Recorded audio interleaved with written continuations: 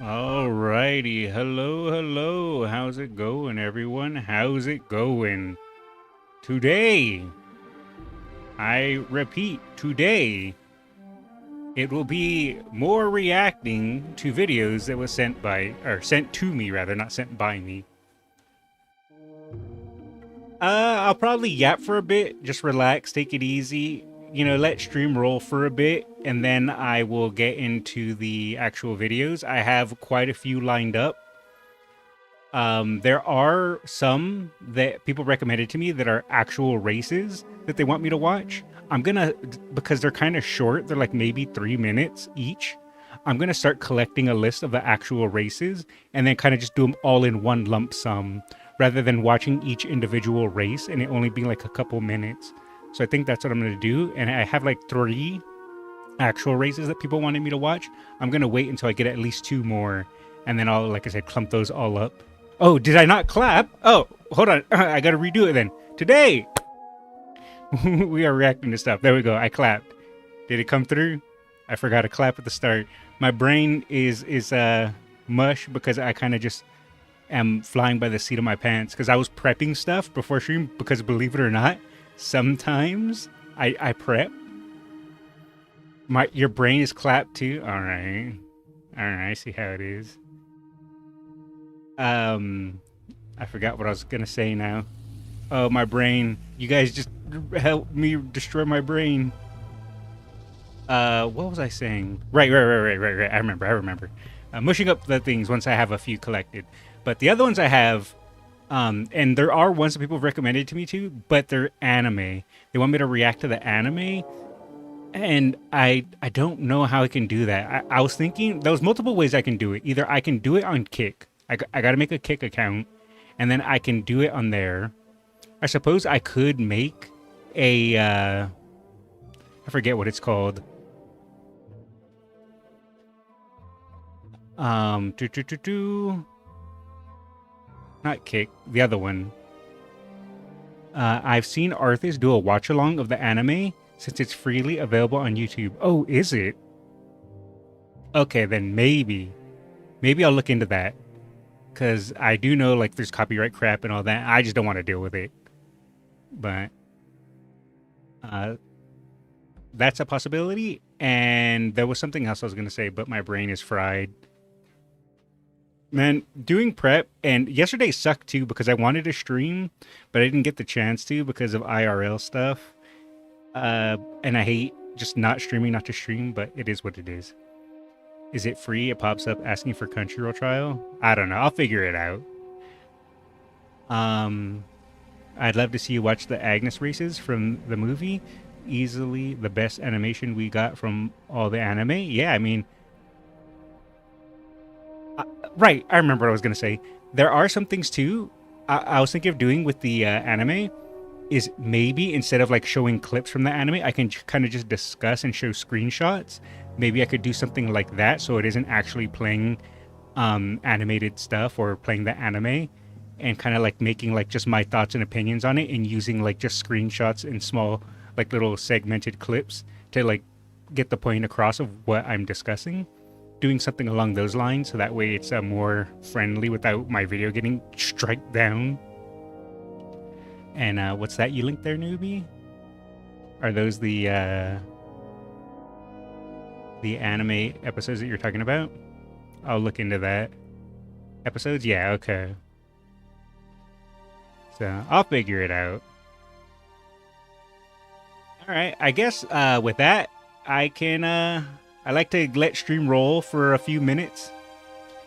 Yeah, I don't want to get smited by the anime gods. True, true. It's mainly the YouTube overlords that were like, "What's that? You have something copyrighted on your channel? How dare you, smite!" And I'm like, "No, please. I'm just a little guy trying to make it in this world." Last thing I need is to get smited down because I showed like 0.5 seconds of an anime clip. Let's see. I guess what I'm going to do is I'm going to get started because like I said, I like to let the stream roll for like 5 to 10 minutes before I get into the React content, just so that way I can yap and get my brain in order, because my brain takes like 5 minutes to boot up in and of itself. So I have 1, 2, 3, 4 horses. I have a video that is about horses, and then after that it'll be some more like drama stuff going on YouTube at the moment. Grass Wonder? Huh. Huh. Huh. Wait, 1 second. Where is it? There it is.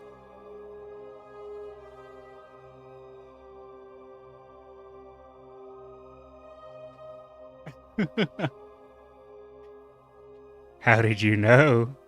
How did you know? I have been getting quite a few requests for Grass Wonder, and so I've been meaning to do it, and so I'm actually doing it today. And since this video is a more, let me just start setting up for it. Might as well. I'm already talking about it.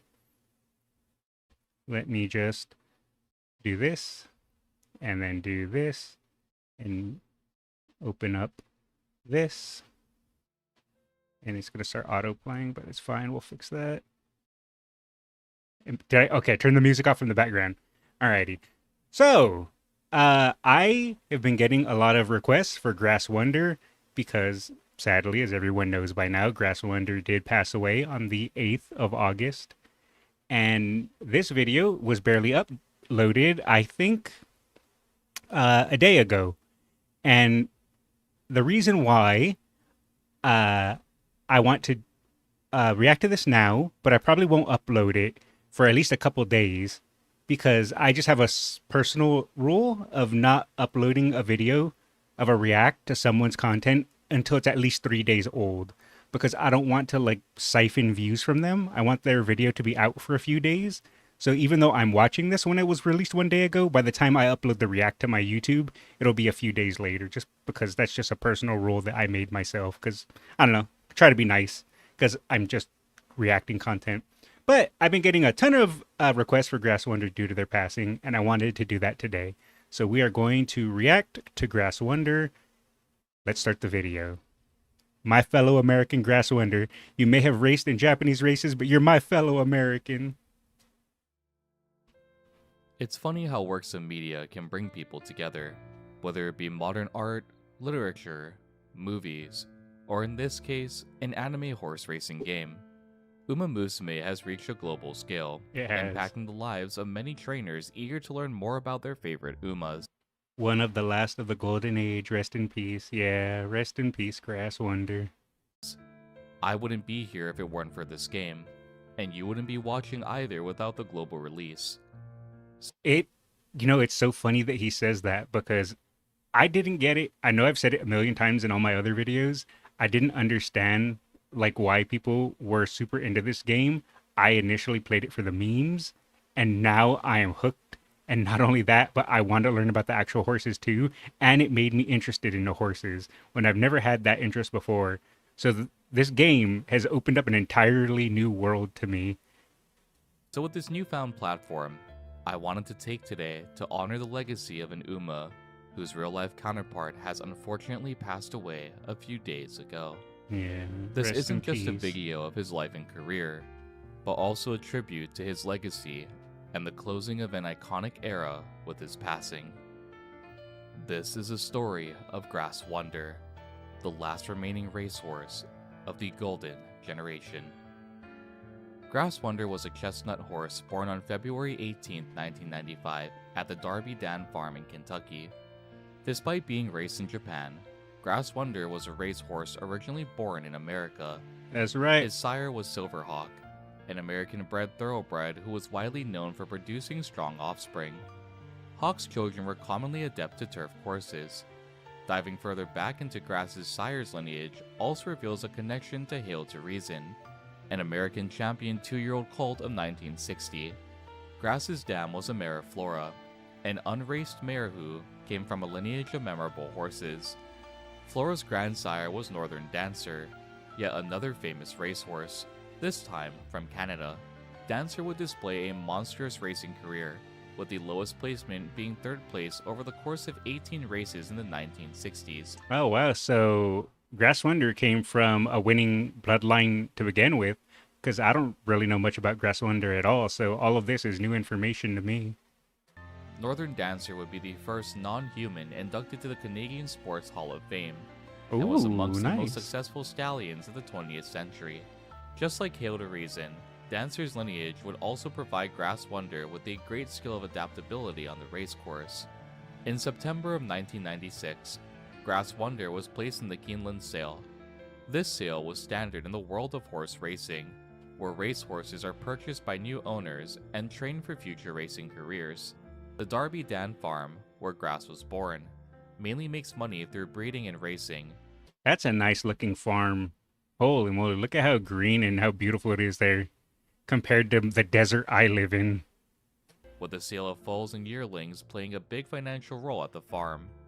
It would be at this sale that Grass Wonder would catch the attention of Hanzawa Ltd., who would pay $250,000 to purchase Grass Wonder and bring him back to Japan. He came from a really expensive bloodline from both sides. Yeah, definitely. Counterpoint, you have cactus. There are a lot of cacti here, yes. And palm trees for some reason. Grass Wonder, despite the name's seeming simplicity, does Wonder have a meaning Boy. behind it.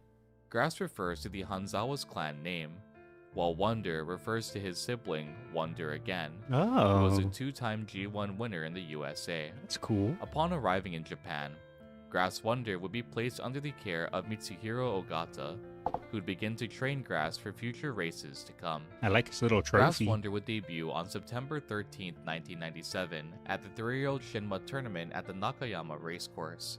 Grass Wonder, despite this being their debut, would be the fan favorite to win this race. This was due to the strong lineage Grass Wonder came from and the I was about to say, how was he the fan favorite to win when this was his debut race? But, well, he just answered that for me. It was because of his family line. high expectation for him to perform at his debut. Grass Wonder would be jockeyed by Hitoshi Matoba, a familiar name if you've been following this series. Matoba would famously jockey Rice Shower, with his Triple Crown upsets Oh. earning him the nickname Hitman. Grass Wonder would live up Okay, I didn't know that. That's cool. to the expectations set for him, winning his debut race by 3 horse lengths. It was clear that Grass had a knack for racing, That's a nice and due to lead. his strong lineage, was more than capable of performing on the racecourse. The bloodline was very well respected in Japan. Yeah, that makes sense of why they considered Grasswinder as the favorite, even though it's a debut race. Unlike many horses' first year of racing, Grass Wonder would aim to compete in nearly every level of the graded races, these being G3, G2, and G1 graded races. I started watching the anime. I recognize this scene. Look at me. I'm learning. Following his victory debut, Grass would compete in the Ivy Stakes. Unsurprisingly, he'd be the fan favorite to win once again. Just like his debut race, Grass Wonder would claim victory once more, this Nice. time 2 with wins 5 already. horse lengths between him and second place. And 5 It would be blanks. after Damn. 2 ungraded races, and in the first year of Grass's career, that he would enter his first graded race. On November 8, 1997, Grass Wonder competed in the Keisei High Sansei Stakes, a G2 graded race held in Tokyo. You got this, Grass Even Wonder? with this being a G2 race, hopes were still high for Grass Wonder to continue his winning streak. To no one's surprise, Grass Wonder's winning streak would continue with yet another Nice. first place finish. There we Winning go. a G2 graded race, there was only one test left of Grass Wonder's strength. This would be participating in a G1 race. G1s are the pinnacle of the racing world in Japan, bringing the strongest horses to each competition. On December 7, 1997, Grass Wonder participated in the Asahi High Sansei Stakes, with 2 notable competitors being Minor Love and Agnes World. Agnes would have a winning streak of his own, while Love had competed in previous races against notable horses like King Halo. Those are some nice Despite looking the G1 horses. grade and the participation of other strong horses, Grass Wonder was still the fan favorite to win by a large margin.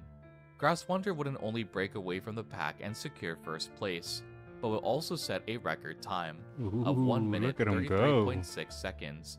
With 4 victories under his belt, Grass Wonder would end the first year of his racing undefeated. Got the undefeated record, breaking records, unstoppable. Placing first in every race he participated in. The Due to first the place sheer display king. of strength and the winning streak, Grass Wonder would be named the strongest 2-year-old horse in Japan in the year 1997. If I didn't know any better, I feel like Skulls is like 3 steps away from learning how to ride horses. I mean, I do live in the Southwest, so I'm already like halfway there. There are a lot of like ranchers, like that I'm probably 20 minutes away from that own horses. So there are people I've seen riding horses out and about with cowboy hats on. I've grown up around it a little bit. Now, I know what you may be thinking.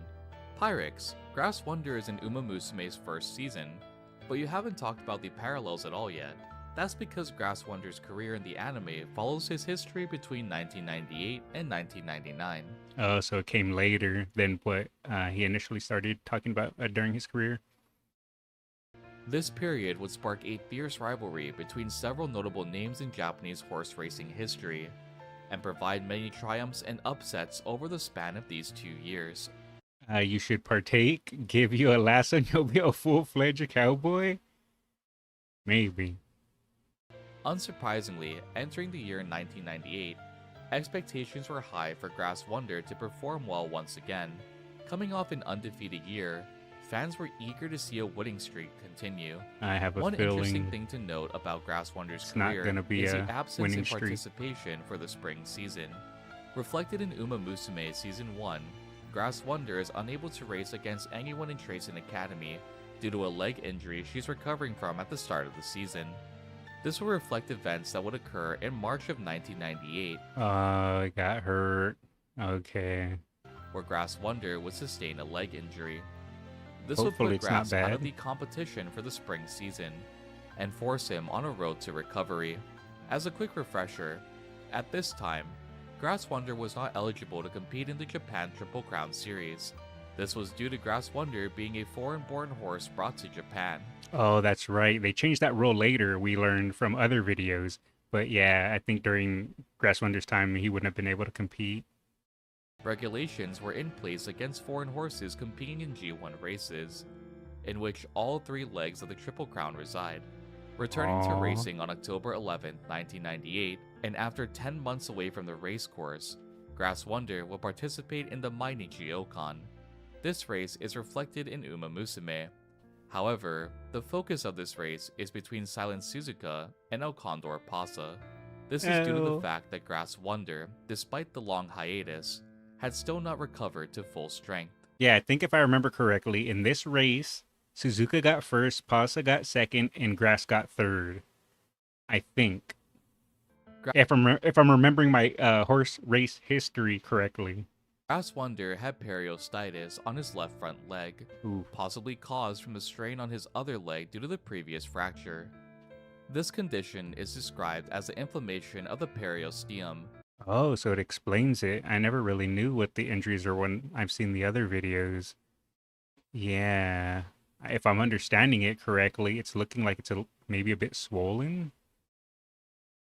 A tough membrane that covers the bones in the body.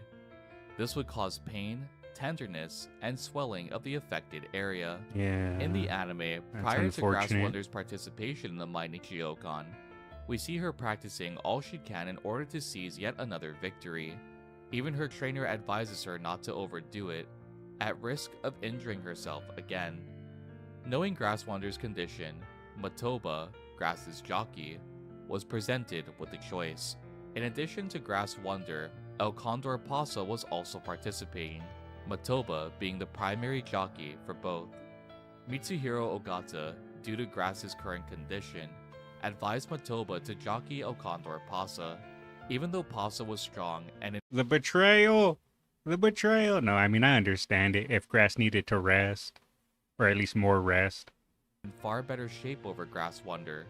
After heavy deliberation, Matoba would stay by Grass Wonder's side Oh, and jockey nice! him at the Mainichi Okon.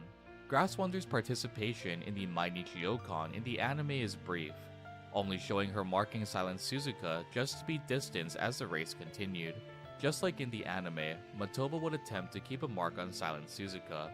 However, he soon found Grass Wonder stalling slightly, drifting further back. Ultimately, this would be Grass Wonder's first defeat, placing Aw. 5th at the Mainichi Okon. Oh, it was 5th? I thought it was 3rd, unless that was a different race. I see. El Condor Pasa was fed ryegrass with hibiscus as a treat after the race. Oh, that's a nice little fun fact. Despite the loss, Matoba would later regard that the outcome wasn't bad whatsoever. For not racing for a 10-month span, it was understandable that Grass Wonder wasn't back to his full potential. Wait, getting 5th after a 10-month break? That's still actually really impressive. This hits incredibly hard if you know Matoba's history, being the jockey that rode Rice Shower in his final race at the Takarazuka Kinen in 1995. Yeah, man, that little clip there was actually really sad, especially knowing the history of Rice Shower now. These events are reflected in the Uma Musume anime, where following the Mainichi Okon, we see Grass Wonder completely dejected as she exits the race course, only to encounter her trainer, Hana Tojo. Tojo, in the Uma Musume universe, seems to be a strict trainer who wants only the best out of her Umas. Even so, after this crushing defeat, she asks to comfort Grass Wonder, stating that she'll peak at her next G1 race. The Mainichi I Okon is a believe. G3 graded race, and the next race would be of the same category. On November 7, 1998, Grass Wonder will participate in the Argentine Republic Cup. Once more, this race will result in an even lower placement for Grass Wonder, ending the race in 6th. Originally, the plan was to recover and come back eventually to compete in the Japan Cup in 1998. Man, that's really rough because Grass Wonder was doing really, really well, winning every race, going undefeated, breaking records, and then developed that injury, and ever since has been struggling to have a good placement again. Still doing really well, but man, injuries really suck and set you back so badly. After the back-to-back losses, that goal would ultimately be abandoned, with some criticizing the choice made by Ogata. That 6th placement was actually really good, though. Very strong competition. Oh, were there? I know they said. I believe did they say Pasa was in this one? Maybe not, but that is true. Actually, there was a lot of strong competition, especially in this era. I mean, she's from the golden era, so Both Ogata and Matoba wondered at this point if Grass Wonder would be able to secure victories like he did in the first year of his career. Even with these doubts, Grass Wonder would set a new goal, the Arima Kinen, I which would be believe. held on December 27th, 1998. While training for the Arima Kinen, Grass Wonder would not respond well to Matoba's whipping. It's time for the comeback of the century. I believe in you, Grass Wonder. signifying a possible disconnect between racehorse and jockey. Due to this, several of Grass Wonder's competitors considered his career all but over. A horse that once showed great promise reduced to one that could barely chase after 5th place. Even with the doubt from his competition, there were still those who believed in Grass Wonder's capabilities. Aside from the difficulty synergizing with Grass Wonder, both Matoba and Ogata continue to train for the Arima Kinen. One interesting thing to note in Season 1 is an interaction that occurs in Episode 7. Though brief, it plays a tremendous depth to Grass Wonder's career. In Episode 7, after suffering the 5th place finish at the Mainichi Okan, Grass Wonder approaches Maruzensky, inquiring to train alongside her. Though this may come across as a simple determined gesture to grow stronger, it actually ties to real-life events. Following Grass Wonder's multiple wins in 1997, many will refer to him as the second coming of Maruzensky. Oh, I didn't know that. That's cool. And we watched the Marzinski video too, and Marzinski's speed was really, really impressive. Really incredible. This stemmed from the fact that both horses were of foreign lineage and displayed exceptional talent while racing. The main race aiding to this title would be the 1997 Asahi High, where both Maruzensky and Grass Wonder would display impressive victories. Season 1 of Uma Musume is full of horses who competed against one another during their careers, and the 1998 Arima Kinen is a prime example of that fact. This race would include Grass Wonder, Seiyun Sky, Air Groove, King Halo, Mejido Dober, Mejido Bright, and Matikane Fukukitaru. In this particular race, Talk about a lineup. Jeez. Seiyun Sky, the underdog of his generation, would be the fan favorite to win. Grass Wonder would be third under Mejido Bright and Air Groove. An important note is the fact that Matoba, Grass's jockey, was known for his target marking strategy. Matoba had a clear mastery in marking certain racehorses and maintaining chase throughout the race. Grass Wonder would hang in 7th to 8th place for a majority of the race before advancing after the 3rd corner. Keeping a lock on Seiyun Sky, Grass would overtake him in the final 200 meters, Let's claiming go. the win at the Arima Kinen. This victory would be nearly a year after Grass Wonder's Asahi Cup victory in 1997. It is also important to note Grass Wonder was just biding his time, waiting for his moment to strike, and then he came out when no one expected it and took the win. that Matoba, despite jockeying several famous racehorses, didn't gloat after a victory. Matoba firmly believed in the strength of the horse, allowing him to claim a victory alongside them. To Matoba, a win was a collective between a racehorse and jockey, and he alone could never claim that title. That's a really good Matoba had a attitude deep to connection have. with every horse he worked with, making each victory a catalyst to only deepen the connection he had with each horse he raced. After nearly a year of trial and tribulations, Grass Wonder had fully bounced back from an injury that forcefully paused his career. Even though his trainer and jockey thought that Grass would never claim another victory, he would act to prove them wrong in the final race of 1998. This victory would end Grass Wonder's racing career on a high note that year. Before we move on to the remaining 2 years of Grass Wonder's career, it is important to establish a generation that he participated in. The Golden Generation is a term that describes a generation of horses who were born in 1995 and reached their classic year in 1998. Many of Season 1's cast are members of this Golden Generation. This generation was described as incredibly strong, bringing forth fierce competition across the duration of several key races. Yeah, no kidding. This generation would also see both Japanese and foreign-bred horses rise to stardom with a series of impressive victories. Horses of this generation would include Special Week, Seiyun Sky, El Condor Pasa, King Halo, and Grass Wonder. 1999 would prove to be a monumental The year for Grass competition is Wonder, crazy. with one of his future races being a major upset in the Golden Generation. At the start of the year, Grass Wonder's original goal was to race in the Nakayama Kinen on March 14th. Ultimately, after examining Grass Wonder and discovering muscle pain in his right shoulder, We saw so many records broken during this generation. Yeah, I can imagine. With all that strong competition, makes sense. his trainer would instead aim to compete in the Osaka High held on April 4th. Almost in a string of unfortunate events, Grass Wonder will receive a laceration after the final training session before the Osaka High. Oh no. This would once more cause his trainer to pull him from the race, this time aiming for the KO High Spring Cup, which would be held on May 15th. Grass Wonder would claim yet another victory at the KO High Spring Cup, Very nice. finishing the race slightly in front of the second place recipient, Air Jihad. In the following race, Grass Wonder would compete against Jihad once more, but despite being the fan favorite, he'd place second, losing by a nose to Jihad. That was so close. Wow, that was so close. I want to go back and see that again. Being the fan favorite, he'd place second, losing by a nose to Jihad.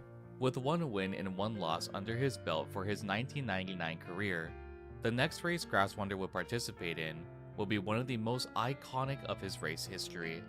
The Takarazuka Kinen is one of two all-star races held in Japan alongside the Arima Kinen. In these races, a vast majority of horses are selected by fan vote, while the remainder are determined by total prize money won. In this race, Grass Wonder would be second favorite to win, and second in the fan voting. This placement was beneath the fan favorite, Special Week. Special Week was an incredibly strong horse during his time, sired by Sunday Silence, and whose dam was a descendant of Maruzensky. This race is reflected in the Uma Musume anime, where Grass Wonder's dead focus is reflected on the target marking tactics of Matoba. Matoba would heavily mark Special Week in this race, keeping a close eye on him as he jockeyed Grass Wonder. That's really interesting too, that the game also added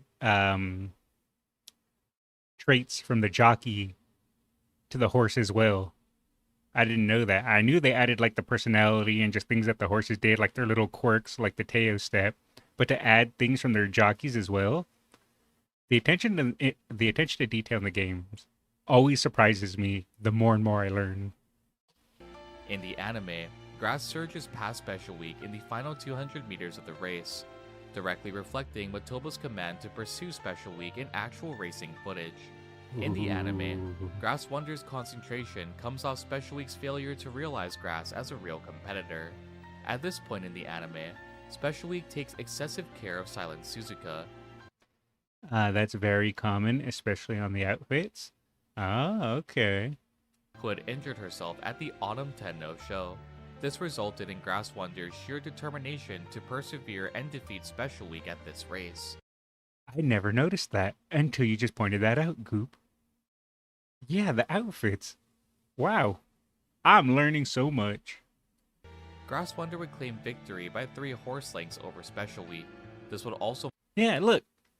The purple right there in Special Week has a little bit of purple, and then Grass Wonder, the blue, white, and red. Holy moly, I'm learning. Suzuka in a wheelchair hurts my soul. Yeah. mark a milestone in Grass Wonder's career. I think that was a little after, because I think in the moment there, that's supposed to indicate when he hurt his leg during the race. I remember seeing it in the Suzuka video, and that was, I think that's what that was supposed to indicate in the anime. I haven't got to that bit yet, but it is sad. Winning both the Arima Kinen and the Takarazuka Kinen, 2 races which made up the Grand Prix. With this overwhelming victory, the next race would be the Mainichi Okan, a race Grass had previously placed 5th in 1998. Oh, he's coming back for his revenge. He got 5th, and now he's going to get 1st. Or at least try his best. This time, Grass Wonder would barely seize victory over Meisho Odo, redeeming his previous loss in 1998. Nice! Though the final race of Grass it. Wonder's career in 1999 isn't displayed in the Uma Musume anime, it is a race that holds high significance in both his career and the career of another. Just like the Takarazuka Kinen, at the 1999 Arima Kinen, Grass Wonder would find himself once more against Special Week. This holds high significance since this would not only mark revenge for the Takarazuka Kinen if Special Week won, but also because this was Special Week's final race before retirement.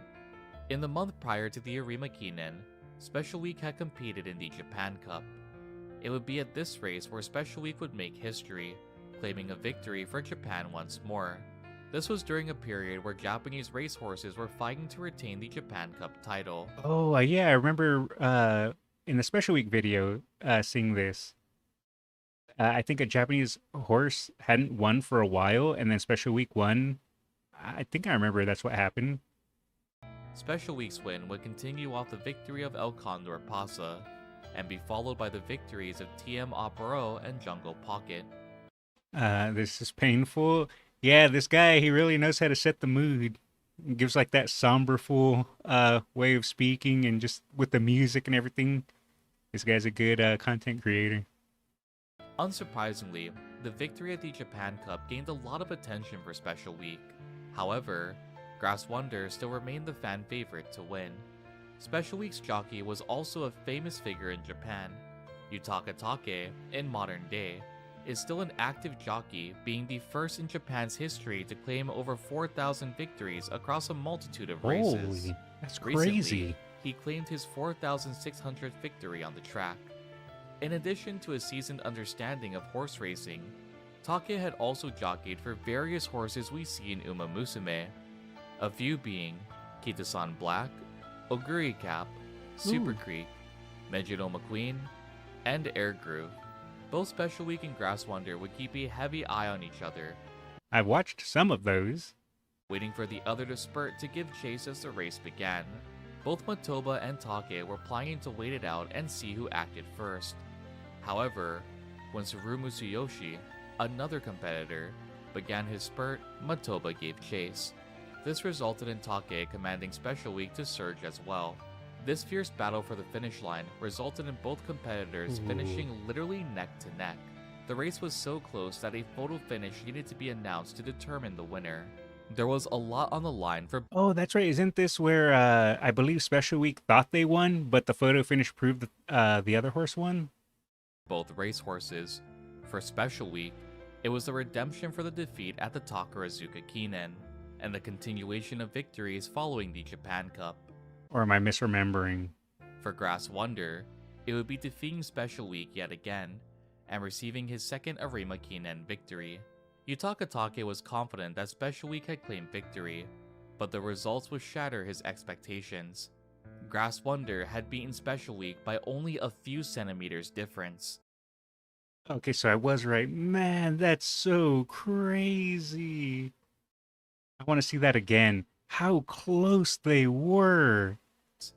Grass Wonder had beaten Special Week by only a few centimeters difference. Wow. This victory would hold heavy significance, with Grass Wonder being the only racehorse from the Golden Generation to best Special Week not once, but twice. This was also a milestone with the third consecutive win in the Grand Prix titles for Grass Wonder, claiming the 1998 and 1999 Arima Kinen and the 1998 Takarazuka Kinen titles. This feat was only accomplished once before by Speed Simbali. People actually got really pissed about that. I can imagine, because people, I'm pretty sure, just like, yeah, I bet so much money on Special Week and Special Week won. And then they go, actually, if you look at the picture, Grass Wonder won. All those people, I can imagine, once they thought they're about to get a huge payout. And not only that, but the people who wanted their favorite to win as well were upset. But I have a feeling the people that had money involved were extra pissed. Truly a display of Grass Wonder's racing capabilities. Following the dominant career in 1999, Ogata planned on retiring Grass Wonder. However, with the retirement of El Condor Pasa in Special Week, he wanted to see how Grass would perform for one final year. Instead of playing a hand in directly training Grass, Ogata would instead observe from afar. Sadly, due to the exchange of hands and change in diet and training, Grass Wonder's final year of racing would be unremarkable, with his highest placement being 6th at the Nikkei show. Hey, that doesn't take away from his impressive win against all that strong competition, though. This was already when he was well deserving of a rest period. So even though these placements aren't amazing, I still respect them. Comically, you could blame this on Grass Wonder's American descent. Due to a change in caretakers, Grass Wonder was fed far too much, and ultimately would overeat, Sounds American. gaining over 20 kilograms during his racing career in the year 2000. This made him a lot more sluggish and far exceeded the recommended weight for each race he participated in. This would also prove to be a struggle for Matoba, Grass Wonder's jockey. As a fellow American, can relate. His body wasn't at its peak either. Yeah, he was already nearing retirement, but they decided to go for another year. Actually, they did say that they were going to retire him and then had him go another year. So it makes sense that his placement wouldn't have been as strong after that. The string of defeats and the rapid weight gain, Matoba would see less inquiries to jockey other racehorses. The handling of Grass Wonder's final year didn't shine a stellar light on the jockey, even if it wasn't his fault for the horse's current state. Oh wow! So since Grass Wonder's placements in his final racing year, since he did poorly, that reflected on the jockey and his career too. I didn't even consider that. Matoba would eventually win the Mile Championships alongside Agnes Digital and soon retire in 2001, becoming an assistant training instructor. After retirement, Grass Wonder will reside in the Big Red Farm in Hokkaido. It would be here that Grass Wonder would enjoy retirement life and balloon to a well-fed horse. That's my fellow American right there. Look at that beefy boy. I'm proud to be an American. Grass Wonder would have 1,327 children, with more than half being Holy, winners in their own that's a respective lot of races. kids. Due to this, Grass Wonder was considered a successful sire in his retirement days. That's a really complicated subject. Yeah, I can imagine. And plump boy, says Newbie. He was a bit chubbing out, wasn't he? Funnily enough, Big Red Farm is also where Goldship would spend his time later in Grass Wonder's retirement life. Nice. Though they never raced together, it is said that Goldship and Grass Wonder would get along fairly well with one another. Grass Wonder would also be the highest real-life horse to receive donations from fans of the Uma Musume franchise. Even with the explosive rise of Haru Urara, she still sits second to the amount of support given to Grass Wonder in retirement. No one can beat Haru Urara in support. Grass Wonder would live out the remainder of his days happy, well-fed, and active, living a life of leisure at the Big Red Farm. Grass Wonder would also be represented in the Uma Musume anime not only as a rival of Special Week, but also as a member of Team Regal. This team would have some of Japan's most influential racehorses as members. However, over time, each one would sadly pass away. The same can be said for the members of the Golden Generation, Rip. one by one, leaving a legacy behind both in the fans and in the remaining members who are still alive. Grass Wonder would pass away at the ripe age of 30 on August 8, 2025, marking the passing of the final member from this Golden Generation. Oh, Grass Wonder was the last one alive. I didn't know that. Oh. Man, that makes it really extra sad then. Although this marks the ending of a historical period in Japan's horse racing history, it certainly will not be forgotten. Through countless dedicated fans and avid members of the Uma Musume community, the legacy of these horses will remain strong in the years to come. A community that was already dedicated in Japan has now spread worldwide. A perfect way to bring people together and to ensure that these legacies are never forgotten. This was the story of Grass Wonder, a racehorse who would bounce back from injury and take on the strongest of his generation, personified in Uma Musume by a kind and gentle Uma, whose smile could warm anyone's heart. Rest in peace, Grass Wonder, and thank you for sharing your story with all of us. Until next time, take it easy, everyone, and I'll see you all in the next one. That was really good. I enjoyed that a lot. Let's drop a like. Rest in peace, Grass Wonder. You will be missed. Alrighty. That was really good. I am glad I watched that. There's still a few very good Umas still left from this era, but no one as strong as Grass. Okay. I guess of the main ones, right? That the game showcases. I guess those main ones have all passed. But yeah, that was really sad, but it was nice hearing and learning about the story. Alrighty. So, the next ones I have lined up, I have, these are ones that were recommended to me.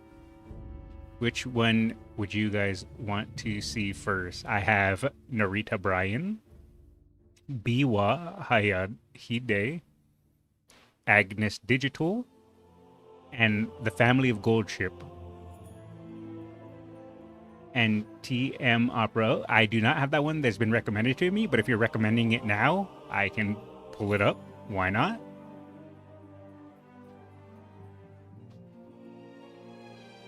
I'm always down for any videos that anyone recommends me to watch. Do the Family of Goldship. All right, let me open up TMO Opera and then, or TM Opera O. And I will have both open. Either one is fine. Okie doke. Let's see. Still got WoW BGM? Yeah, because I already have it like set up so I could just chill. I just have to hit play on it. The other one I haven't set up that you linked to me. Let me see. Oh, there's actually a new video of TM Opera O by the Japanese Japan Greatest Sources that's barely uploaded 15 hours ago. It's a remade version of our earlier video. Oh, okay. So I'll probably react to this one. And then I won't upload the react to it though for a couple days. But I'll set that up. All right, what I'll do is we'll start with the Goldship one and then we'll work our way down. Because this one is one that was recommended to me. This was I can't remember if this was recommended to me in the YouTube comments or someone came to my chat and recommended it. Either way, let's start setting it up. Man, if I... Also, it's a little loud. Where's my YouTube capture? There it is. Alrighty. So, I was asked to react to Goldship and their family. Goldship is a very interesting character. That goes without saying. Very funny. Pulled a lot of funny faces even. But I don't know too much about the family. I've been told little bits, but here's a video that's going to talk about Goldship's family, and it's titled Goldship Has an Entire Family of Maniacs. I believe it. Let's find out together. That is not the button I meant to press. This is the button I meant to press. Man, if I tell you that Goldship's family is entirely insane, like that would be an understatement to their family, because every single horse in Goldship's family have their unique quirks and temperament that rivals Goldship entirely. So today we're gonna talk about Goldship's family, starting with their father Staygold, and then we're gonna talk about all of the family members that have appeared in Umamusume Pretty Derby. And I believe Major McQueen is Goldship's grandfather. So I'm learning. You have no idea what you're getting into? Uh-oh. Well, I guess we're about to find out. So we can start talking about Goldship's family without talking about their father, Staygold. So Staygold was born on March 24th of 1994 at Shirao Town, Hokkaido, Japan, whose father was Sunday Silence and mother was Golden Sash. So Staygold was known as the terrorist of the racehorse because he would often run in a zigzag pattern to, just brake check other horses and make other horses abruptly stop. So he was a bully. Okay. Which would cause the jockey to fall over, causing the jockey and the horse serious injuries. One of the greatest examples of this happening was in the 2001 Kyoto Daishoten, where Staygold was raced against TM Opera O and NTR, which is Narita Top Road. At Oh, interesting. the final length of the race, where the finish line was just in sight, Staygold decided to essentially brake check Narita Top Road, causing Narita Top Road to abruptly stop and causing his jockey to fall off, causing him like very serious injuries. Oh, okay. I wasn't expecting like someone to get injured. I thought he was gonna just, do a little like, haha, I'm gonna run into you type thing. But Staygold was out for blood.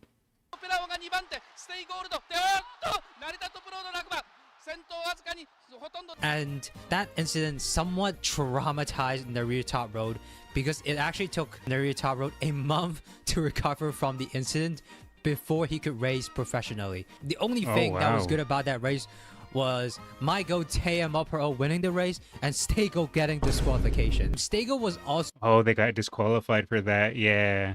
I think someone actually left me a comment on my YouTube video letting me know that Stego got disqualified because they would like to do stuff like that. So very notable in just kind of randomly smelling his own feces, and after smelling his own feces, he would cry and then proceed to smell his own feces again. Okay. I mean, I have a dog that does something similar to that, and at least I know my dog isn't the only strange animal that does that. Okay. They used to try to harm the horses on purpose. Oh, that sucks. I can see why they would disqualify that. Yeah. I mean, if it was done on purpose, hell, they probably even should have banned him from racing again. What the fuck? What's wrong with this horse? This horse has gained a sentient. He's basically a masochist. Stego also bit Special Week's tail, making Special Week cry, and this actually was represented in the anime where Special Week cried after a race. The reason Special Week cried at that race was because Stego bit his tail, and not because Special Week lost. So Stego was just a bully, from my understanding. A little bit quirky, but interesting. So you think Stego was a freaky horse? I mean, take a look at his children. So Dream Journey was born on February 24th of 2004 at Hokkaido, Japan. Dream Journey, who was the son of Stego and Oriental Art, and also the grandchild of Major McQueen. So he already comes from a very good pedigree, and he's actually the first of Stego's child that has won a G1 race. He won the Nakayama, Very and impressive. I hope I don't butcher this, Asahi High Futurity Stakes, which is reserved for fruit-bat 2-year-old It's okay, I couldn't pronounce that either. horses. Although his record was not as remarkable as other of Stego's children, like Orfevi or even Goldchip himself, his They were very sweet to people. Oguri Cap Complex. temperament was what made him so goddamn famous. So Dream Journey had a notoriously bad temper. Kenshi Ikazoe, one of the jockeys that have rode on Oh, he a mad boy. He a real mad boy. Dream Journey before, said that Dream Journey attacks with the intent to kill. And Kenji Ikazoe wasn't like, you know, just the run-of-the-mill normal ass jockey. He I'm pretty sure he wasn't being facetious with that statement either. Dream Journey, definitely mad boy. was a famous jockey that was known to handle bad temperament horses. His temperament was so bad that even a prestigious jockey like Yutaka Take, whom has rode of like just the cream of the crop horses, which include Kita-san Black, Major McQueen, Oguri Cap, Silent Suzuka, Special Week, and Super Creek, and Deep Impact, just to name a few. Even he said that Dream Journey was too much to handle because of his temperament. He couldn't Hey Art, how's it going? Long time no see. rode on that horse. Like, his temperament was so bad that during travels, he needed to be sedated. If he wasn't sedated, he would just freak the fuck out. Wait, so his temperament was so bad he had to be sedated just to travel? He was known for biting? I mean, if you're gonna be a racing horse, you have to have, I assume, like strong determination, strong drive. So you're probably gonna be a bit more aggressive. It seems Dream Journey was just a little extra aggressive, though. Let's see. Yeah, I know. I always try to catch up, but your sleep schedule's really effed. I was always a play. Oh, it's all good, man. It's all good. I started uploading VODs and stuff on YouTube, so if you ever are interested, you can always check that out, Ard.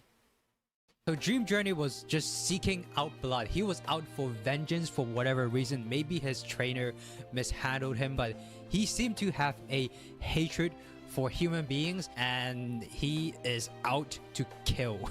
But Dream Journey wasn't a slouch either.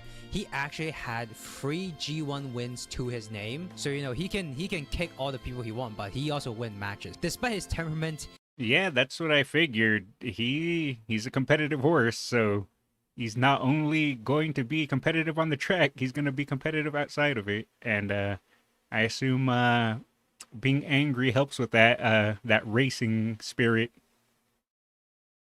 he still was a very famous horse, and he still was the first of Stay Gold's children that has won a G1 race. Now, let's talk about Orfevre, who is equally as kick-ass and equally as of an asshole as Goldship himself. Orfevre was born on May 14 of 2008 in the Shirao oh my god, I am butchering this name. I do know that a lot of people have told me to look into Orfevre because they say that Orfevre is probably even more of a maniac than Goldship. I've had quite a few YouTube comments tell me that now. Shiroi Farm. At Shandai Corporation. So Orfevre was a remarkable horse. He won 6 G1 races in his Holy, that's impressive.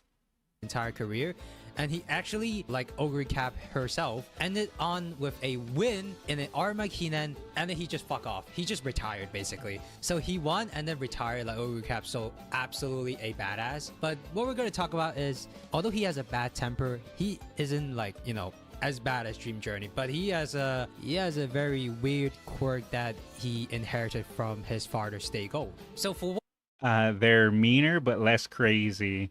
Okay, so Goldship's the kind one. Just a little more out there. whatever reason, Stego had, you know, a habit of smell his own feces, crying, and then proceeded to smell it again. Somehow this habit has been passed on to his Just like Paul.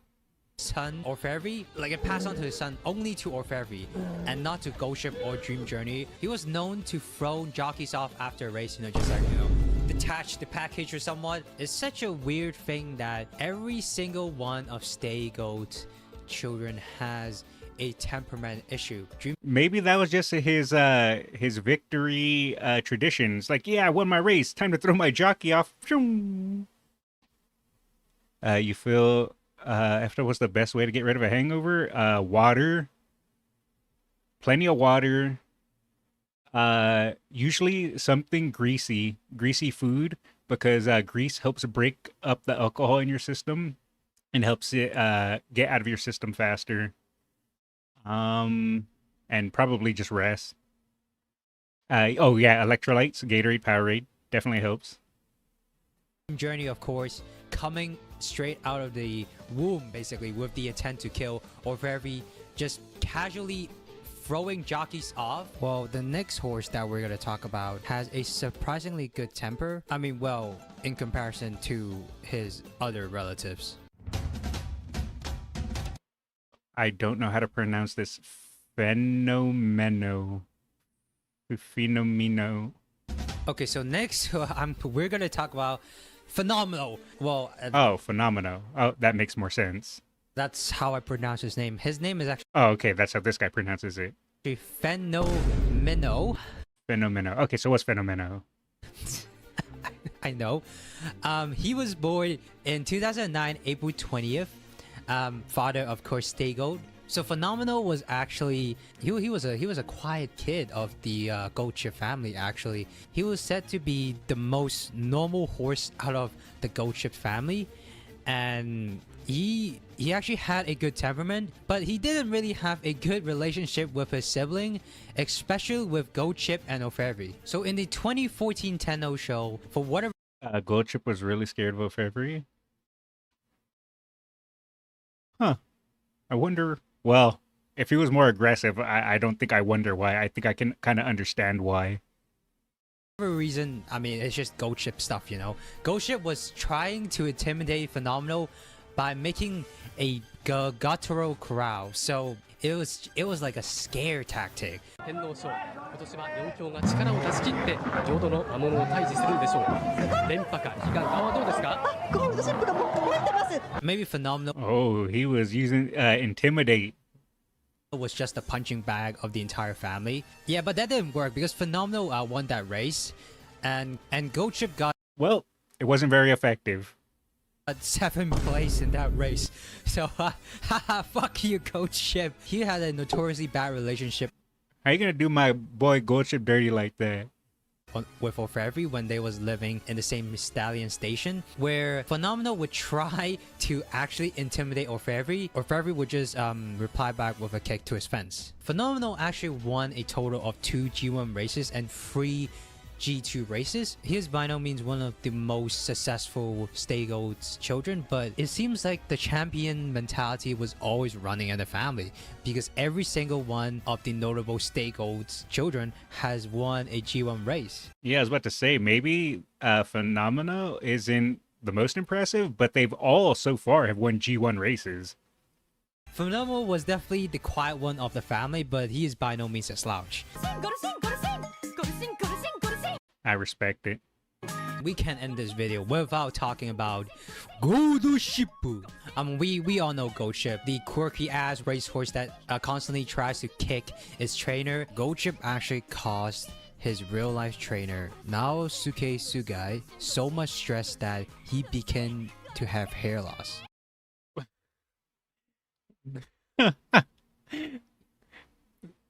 Goldship caused so much stress, it made the guy bald. Can relate. Those G2s were against several high pedigree horses. Oh, so even though they were G2s, there were still impressive wins for Phenomena. So Gold Ship was one of the 2 of Stay Gold's children that has gone to the prestigious race in France called the Prix de l'Arc de Triomphe. I hope I didn't butcher that name, so I'm gonna just give you a AI voiceover of that. Prix de l'Arc de Triomphe. Oui, oui. Parlez-vous français? So, you know, in just typical Gold Ship fashion, he came into the field and then he decided to put on a show for the audience.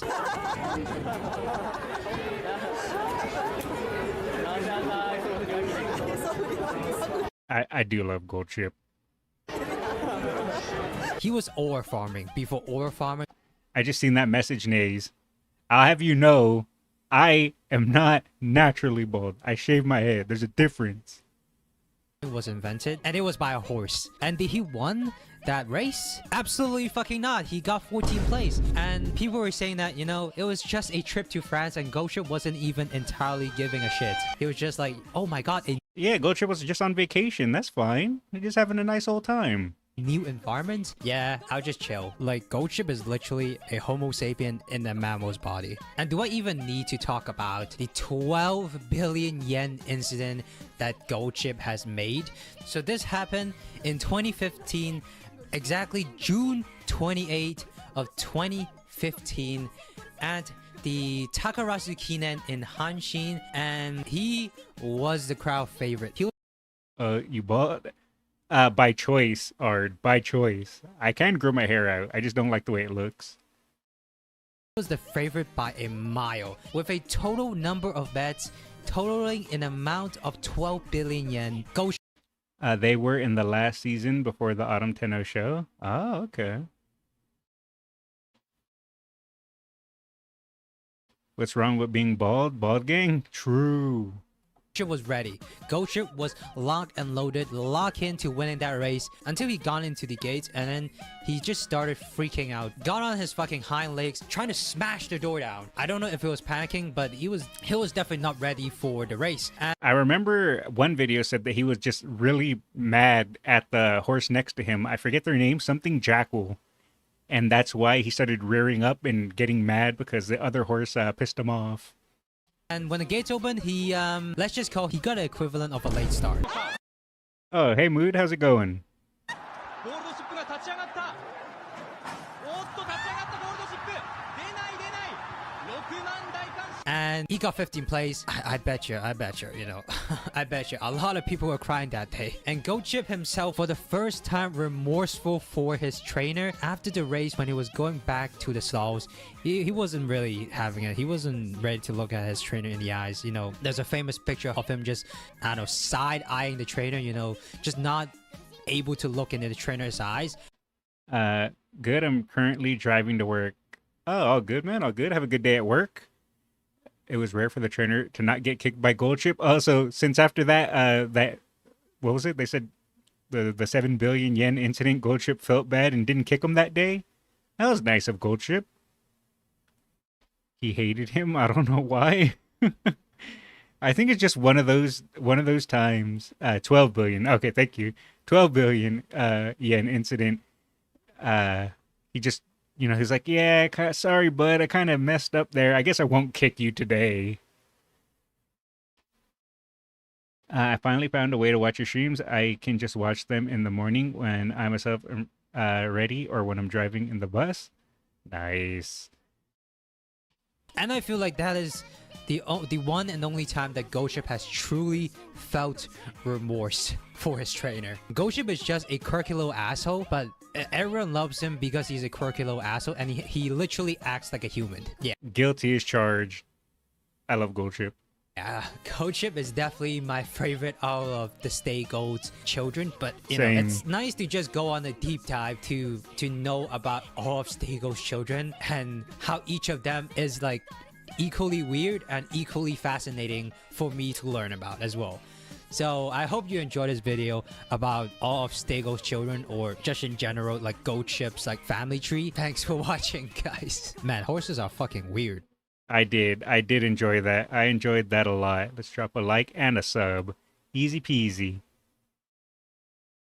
Alrighty. That was really, really good. Let me start setting up the next video. Oh, but I enjoyed that. That was really good. I think that's just because his jockey wasn't the same as his training handler. I don't know. I guess that makes sense if he got familiar with one person and then once the other person came in, he was like, I don't know, you kick. You've been following for 4 years, 4 months? Oh, geez. Well, I did take like that 2-year break from streaming where I didn't stream for like 2 years. So I barely started streaming again at the start of this year. And I'm glad I decided to start streaming again because I do love streaming. But that was a good video. All right, so the next horses I have lined up. What do you guys want to see? Narita Bryan, TM Opera O, Biwa Hayahide, I think that's how you pronounce that. Agnes Digital. What would you guys like to see next? Those are the ones I have lined up that I'm going to get through today. You tested our patience? Yeah, I kind of just fell into like a content creation slump at that time, and I got burned out, so I took a huge stream break. TM, sure. Let's do it. TM Opera, all right, we got 2 votes. TM Opera, I'm fine with that. I'm fine with that.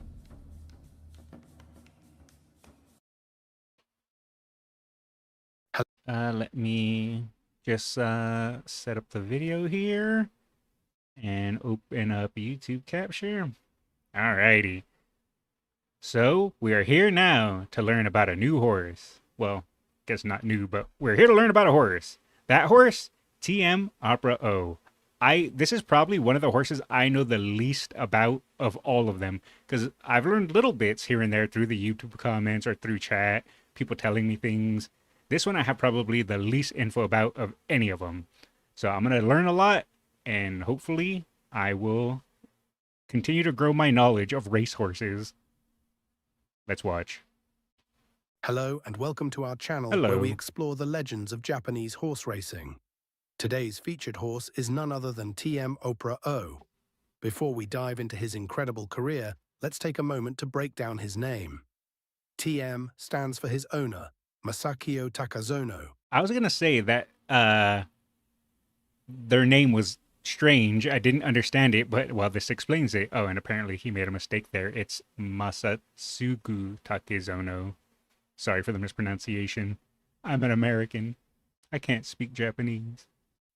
Opera comes from his sire, Opera House, Oh, and the okay. final O is a nod to the Japanese word for king, O. TM Opera Interesting. O's dam, once wed, was sired by Blushing Groom.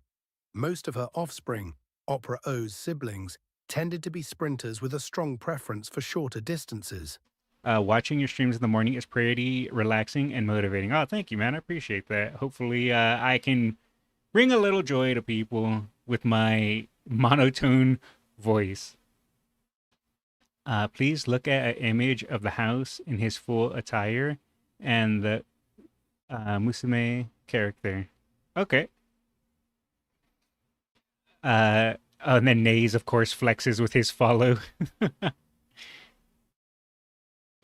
To introduce more stamina into the bloodline, she was paired with Opera House, a stallion known for his long-distance prowess.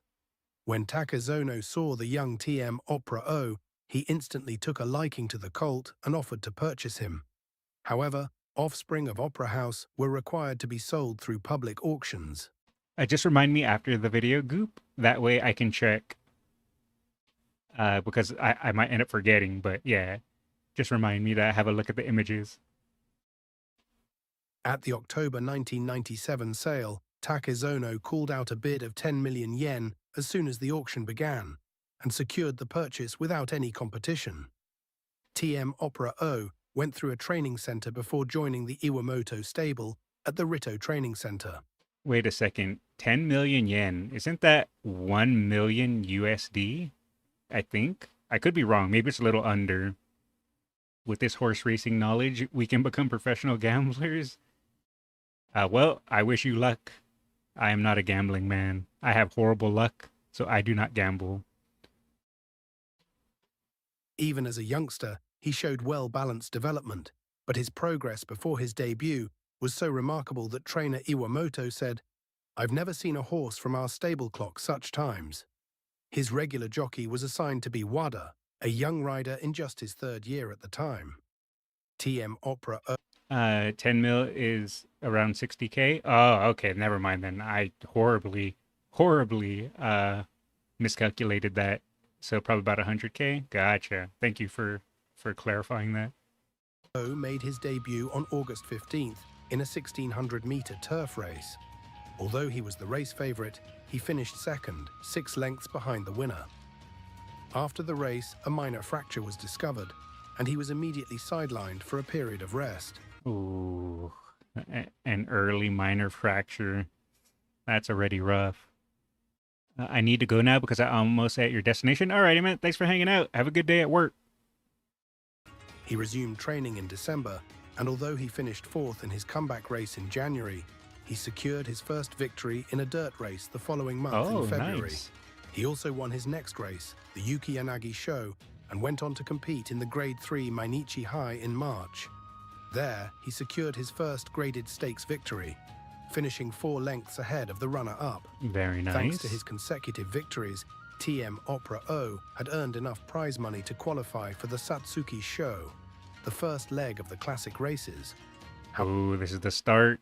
This is the start of the career.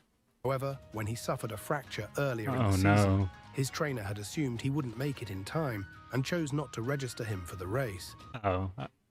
So, yeah, I mean, that's smart, to be fair. It's better to be safe than sorry. You don't want to completely injure your horse before they even have a chance to get their career started. As a result, Opera O was not initially eligible to compete.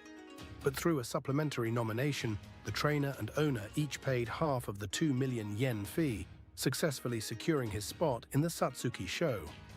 Interestingly, the supplementary nomination system did not originally exist. It was established due to the influence of one particular horse, Oguri Cap. Oh, we learned about that. The Oguri Cap rule. In the 1999 Triple Crown season, 3 standout horses emerged, later known as the Big Three. One of them was TM Opera O, the horse featured in this story.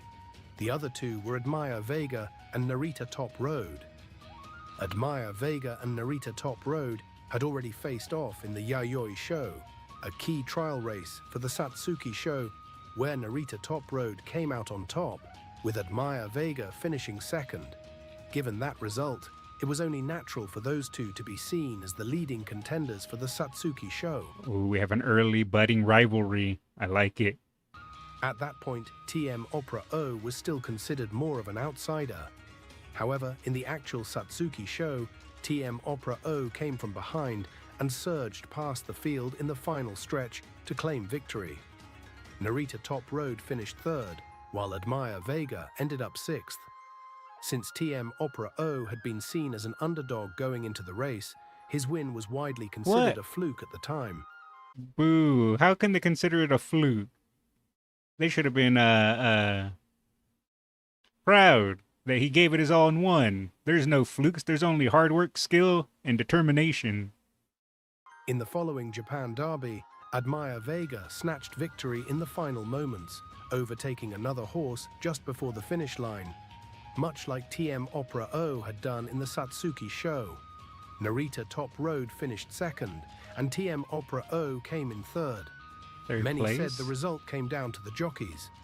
Admire Vega was ridden by Yutaka Take, Japan's top jockey. In contrast, the riders of Narita Top Road and TM Opera O were still young and relatively unknown at the time. Over Yeah, the summer, I can see why TM people came to Opera that O conclusion. ran in the Grade 2 Kyoto Daishoten as a prep race for the final leg of the Triple Crown, the Kika Show. Unlike the classic races, the Kyoto Daishoten is open to older horses, making this Opera O's first time competing against seasoned veterans. He finished third, a respectable result for his first challenge against older competition. In the next race, the That's not bad, holding his own against some legends of their time. Pretty nice. Kika Show, he gave chase to the front-running Narita Top Road, but couldn't catch him, finishing second. In the end, the 1999 Triple Crown was evenly split among the big three, each claiming one of the three classic titles. The Kika Show was run at a slow pace, and to some observers, it seemed that TM Opera O had something left in the tank at the finish. There was also criticism that WADA had waited too long to make his move. As a result, the owner asked trainer Iwamoto to replace WADA. However, Iwamoto reportedly responded that if WADA were taken off the horse, he would transfer Opera O to a different stable. Hey, that's respectable of the owner. Or not the owner. The owner wanted to replace the guy. It was the other guy. Iwamoto reportedly responded that if WADA were taken off the horse, yeah. So this Iwamoto guy didn't want the jockey to be replaced, so he just said, "No, you screw with that guy, we're done." Respect. In the end, WADA remained the regular jockey for TM. Opera OTM Opera O was originally scheduled to head straight to the Arima Kinnan for his next race. However, since he had not won in several consecutive starts, the decision was made to enter him in the Grade 2 Stayers Stakes, held 3 weeks before the Arima Kinnan. The hope was that he could finally notch another win before the year ended. I However, believe. despite being the overwhelming favorite at odds of 1.1, TM Opera O narrowly lost once again, finishing second. Ooh, that was close though. Look how close that was. TM Opera O then proceeded to race in the Arima Kinnan as planned.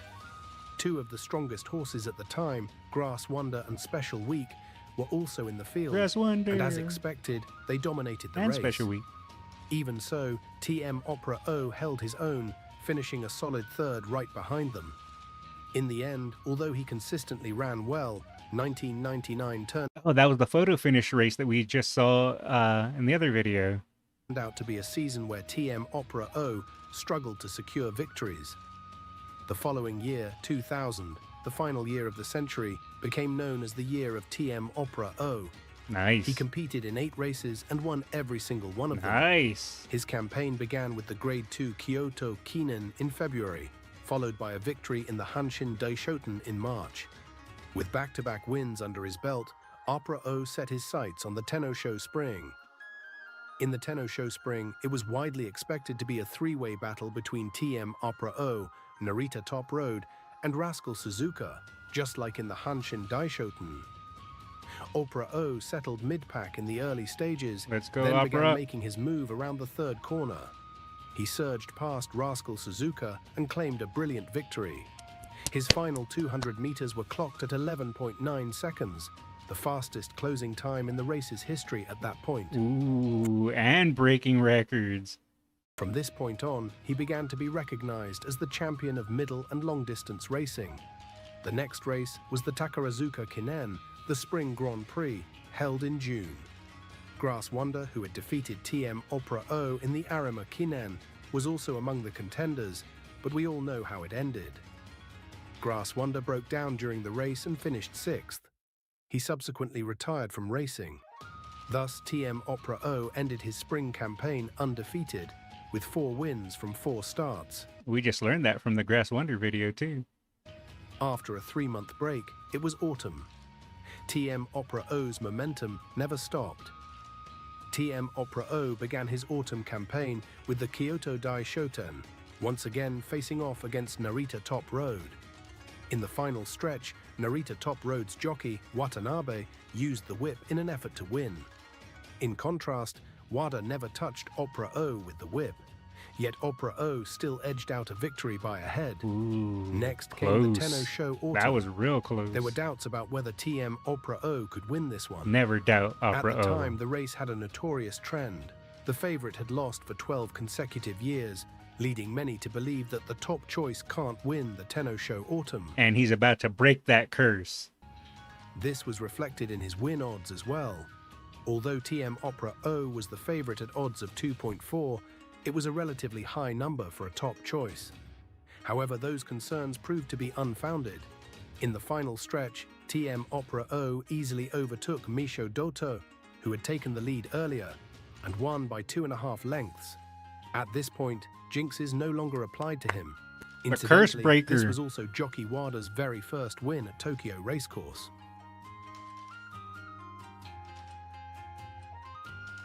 One month later, in the Japan Cup, a similar jinx loomed. Favorites had lost the race 14 years in a row. Yet this time, TM Opera O entered as the overwhelming favorite with odds Oh, of people 1.5. believe this time. Strong contenders arrived from overseas, including the formidable Fantastic Light. In the final stretch, Meisho Doto surged to the front once again, but Opera O quickly overtook him. Oh, sorry, Dodo. This is an Opera O world. Fantastic Light came flying from behind, turning the finish into a 3-way battle. Still, Opera O crossed the line with composure. His margin may have been slim, but his victory was never in doubt. Lanfranco Man. Dettori, who rode Fantastic Light, praised TM Opera O, saying, "He's crazy strong, he's world class." They weren't kidding that the year 2000 was a year of TM Opera O. He's just winning non-stop. Opera was completely dominated during their era? Yeah. It's actually crazy. With this victory, TM Opera O extended his flawless 2000 record to 7 wins from 7 starts. All that remained for a complete sweep of the older horse middle and long distance G1 races was the Arima Kinen. Ooh. However, he had sustained an external Oh, injury during the Japan no. Cup after making contact with another horse, which caused a slight delay in starting his training for the year-end Grand Prix. Even after training resumed, his form was less than perfect. It was clear he wasn't at his best. On the day of the Arima Kinen, TM Opera O entered the race as the 1.7 favorite. However, he was boxed in by other horses and dropped back into the rear pack. To make matters worse, the race unfolded at a slow pace, far from ideal for a late closer. I wonder if this is a tinfoil hat theory or not, but I wonder, is it possible that some racers will box in another racer to prevent them from winning? Or is that like frowned upon and people will be able to tell that other racers were doing that? It's just my tinfoil hat on right now. Opera's times were making a joke out of the foreign horses' times? Yeah, Opera was really powerful. Even as they entered the final stretch, Opera O still couldn't find room to move. It wasn't until halfway down the home stretch that the tiniest opening seemed to appear. Oh? In that tight, unforgiving space, Opera O didn't hesitate. He charged forward into the narrowest of gaps. Oh, he's doing it. That's common. I believe boxing was a legitimate strategy in horse racing. Oh, okay. Well, that just goes to show how little I know. Most thought it was over. The crowd had all but given up. But in a flash, Opera O surged up alongside the leaders. Let's go, Opera He O! locked into a nose-to-nose duel with Meisho Doto. Oh, his rival, Meisho Dodo. Who's going to win it? And in the end, it was Opera O who prevailed. Very 8 nice. races, 8 victories in a single year. 5 G1 wins, I kind of feel bad for Meisho Dodo though. an unprecedented achievement. With this incredible record, his overwhelming dominance, and the fact that the year 2000 marked the end of the 20th century, he came to be known as the overlord of the century's end. Some horses zigzag on purpose to mess with other people. Oh, okay, so it is a strategy they use. And as for the 2000 Horse of the Year, of course it was him. Yeah, He was makes sense. unanimously selected as expected. In 2001, the new century began. Due to concerns over the fatigue from his many consecutive races, TM Opera O was scheduled to undergo a recovery regimen at the JRA Equine Research Institute in Iwaki. So he had a break. The plan was for him to use the horse onsen, therapeutic hot springs, while exercising on the adjoining training track. You know, I didn't even know that horse hot springs were a thing. I just thought it was a like tee-hee funny moment in the game. It's like, oh, you know, like all animes have a hot spring episode, so they added hot springs to the Uma Musume game. But no, there actually is horse hot springs. However, an unexpected stretch of heavy snowfall prevented Opera O from spending much time on the training track. By the time he returned to the Rito Training Center, he had gained a significant amount of weight. Was Opera O American as well? Ori- That was a joke. Originally, he was scheduled to run in the Hanshin Daishoten in March, but his training progress remained sluggish. As a result, his return was postponed to the Grade 2 Osaka High on April 1st instead. In the race, his lack of sharpness was evident. His trademark turn of foot seemed to have dulled. He found himself in a battle down the stretch with horses like Air Shakur, but in the final strides, he was overtaken by Toho Dream, a 73-1 long shot who came flying from behind. Oh, wow. In a surprising outcome, TM Opera O finished fourth. That 73-1 winner, whoever bet on that guy made a nice little chunk of change, I can imagine. Haru Urara would run in swivels like that, but not to block other horses. Oh, okay. Meanwhile, Narita Top Road won the Hanshin Daishoten in record time with an 8-length margin, and Holy. Meisho Doto claimed victory in the Nikkei show. Oh, Meisho Doto finally got the revenge. The stage was set for the three rivals to face off once again in the Tenno Show Spring. In the Tenno Show Spring, TM Opera O's odds drifted slightly to 2.0, a reflection of concerns following his loss in the Osaka High. The race began at a blistering pace, with the first 1,000 meters clocked at 58.3 seconds, the fastest in the race's history. Opera O Damn. remained composed throughout the run.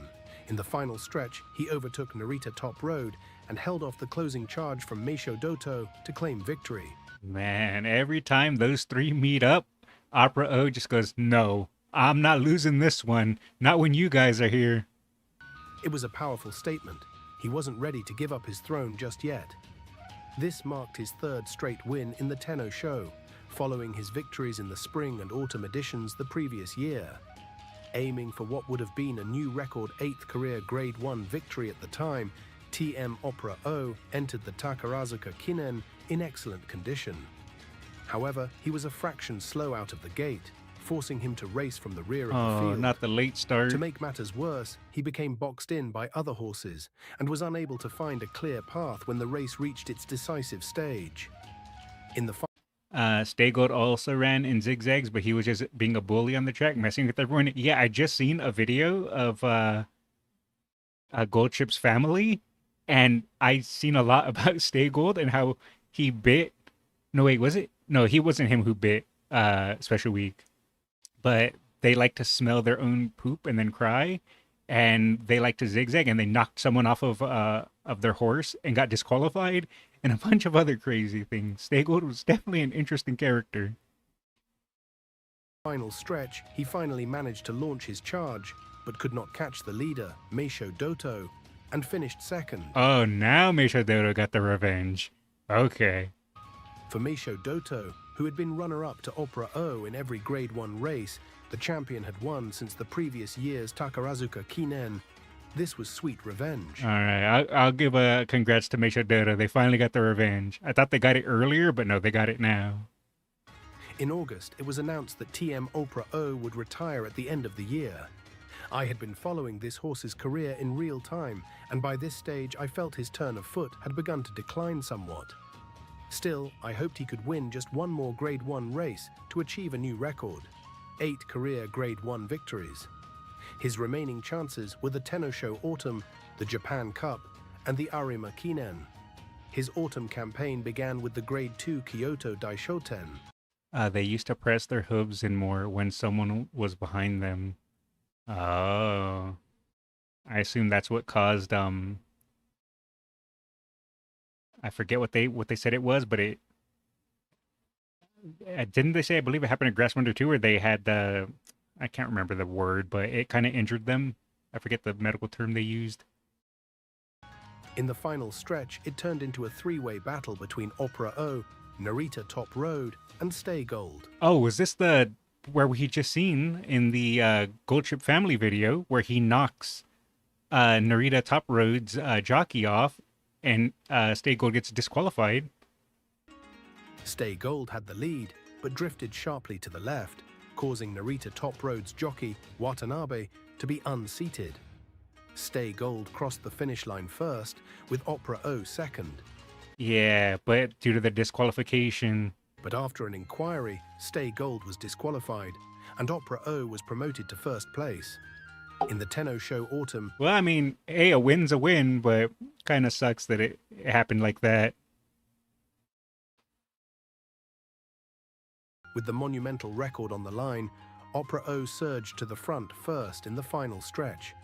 He opened up a clear lead, but from the far outside, Agnes Digital came flying with a furious late charge. By a margin of 1 length, Agnes Digital crossed the finish line first. Whoa. That speed. I want to go back and see that again. Look at Agnes Digital just flying. By a margin of 1 length, Agnes Digital crossed the finish line Wow. first.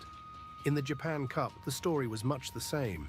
He was narrowly overtaken by Jungle Pocket, a Derby winner well suited to the Tokyo 2400 meters, and once again had to settle for second place. And so came the Arima Kinin. That was really impressive of the other horses, though, for them to zoom in like that and take the win.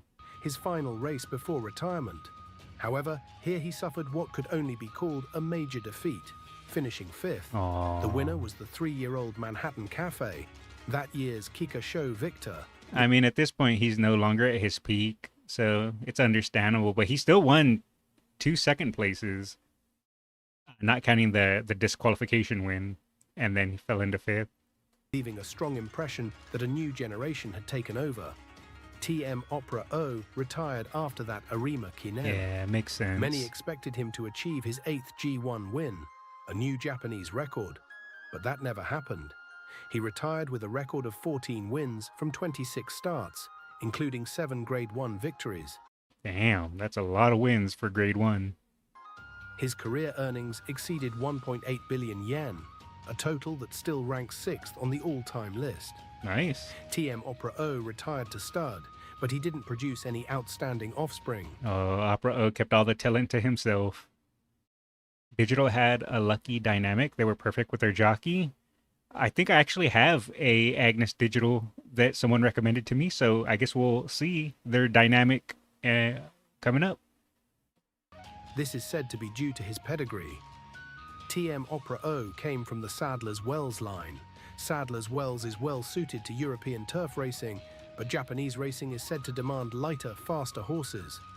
TM Opera O happened to match Japanese racing perfectly, but his bloodline generally doesn't suit Japanese conditions. Even so, he stood at stud for a time, but sadly, he died of a heart attack in 2018. Aw, rest He in didn't peace. leave many offspring, but I hope his bloodline continues somehow.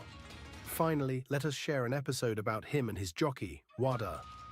From 1999 to 2001, Wada and TM Opera O won Grade 1 race after Grade 1 race together.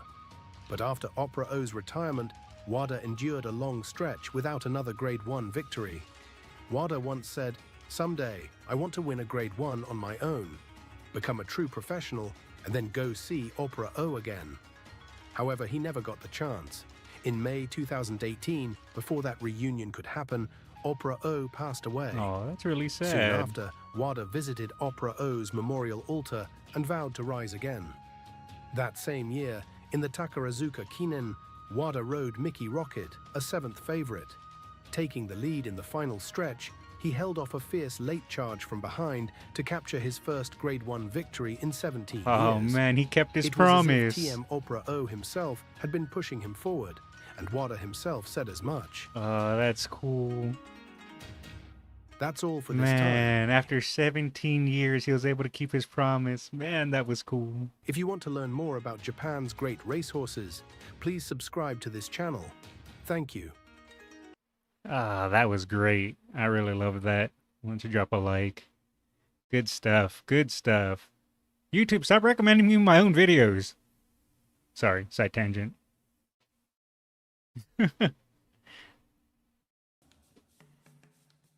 Alrighty. Let's see here. We have... Oh, right. I remembered. It was TM Opera O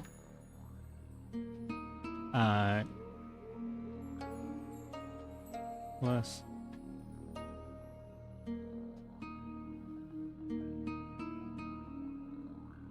do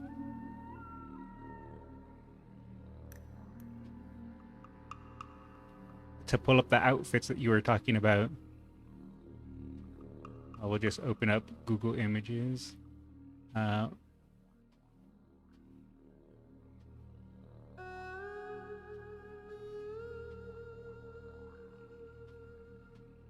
right, I have it here. Boop. The images that you were saying of how they match the clothes with the jockeys. I never knew that until you pointed that out. I see it now. Interesting. I did not know that. Let's see. What do we have? Okay, I have Narita Bryan, Biwa Hayahide, Agnes Digital, which I feel like probably we should do Agnes Digital since we had just watched Opera O and we've seen them, Agnes Digital, just take that win. So maybe we go with Agnes Digital?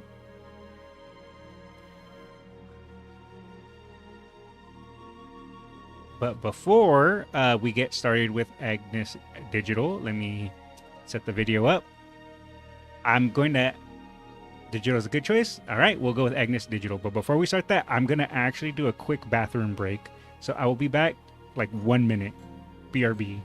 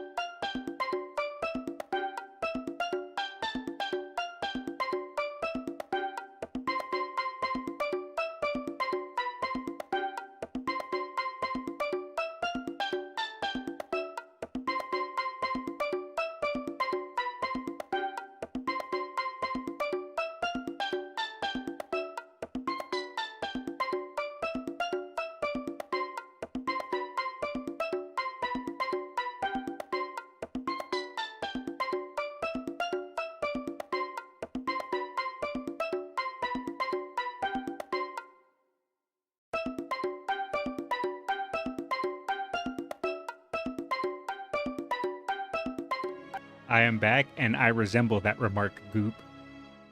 Alrighty. Let me pause the background music because I forgot to do that.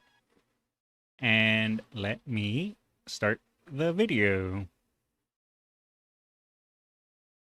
Alrighty. My knowledge of horses continues to grow, and through my knowledge and the things I've learned, we've come to a new day and a new horse. Agnes Digital. Let's start it. Hi, I Hi. would like to introduce you to the great horses of Japan. You're a little loud. This time is Agnes Digital. Agnes Digital is a male horse born in the United States in 1997. His father Oh, is a he's an crafty American. prospector. He was not very well known in Japan, but he had produced some successful horses. Horses with Mr. Prospector's pedigree, such as his, have proven themselves in short-distance dirt races in Japan.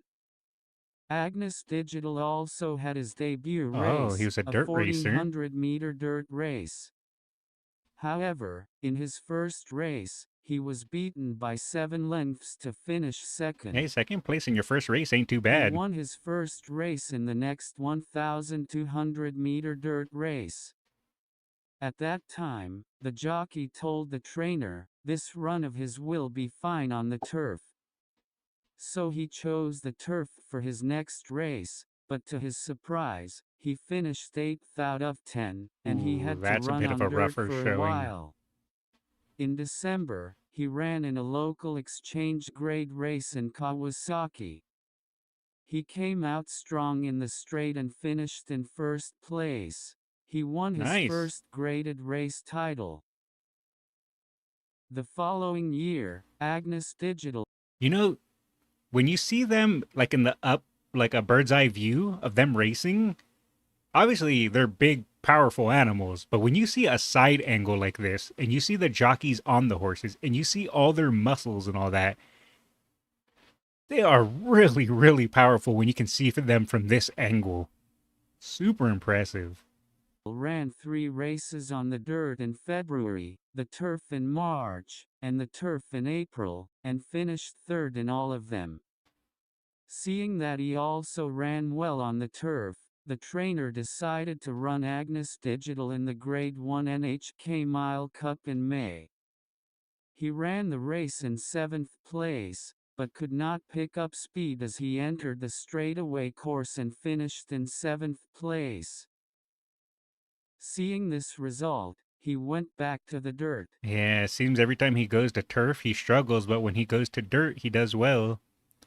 He lost to a pedigree that would later become a racer that won a G1 back-to-back. Oh, okay. So he had some tough competition then. He entered and won the Nagoya Yushin, a local exchange grade race, setting a record time. To be fair, the average jockey is 5 foot and 108 to 119 pounds. Yeah, that makes sense. That's tiny. However, when he next challenged the Grade 1 Japan Dirt Derby, he was defeated in 14th place out of 15 horses. Ooh. It is said that the reason for his defeat was that the distance of 2,000 meters was too long and that he lost stamina due to the deep sand of the course. Okay, so Agnes Digital rested for 2 months. Agnes Digital seems to be a short track racer, kind of like a Bakushin. Due to fatigue. And when he returned to the race course, he was a bit more solidly built. Oh, he went into the hyperbolic time chamber and started working and started training. I don't think I'd make a good jockey. All right, Mr. Tall Nays. When he ran in the Grade 3 Unicorn Stakes in September, some horses beat him by as much as 7 lengths in his debut race, but this time it was Agnes Digital who prevailed. Short distance dirt track similar to Harurara. Yeah, I guess that's a better comparison than Bakushin. He ran in the Musashino Stakes in October, the first time he had run against older horses.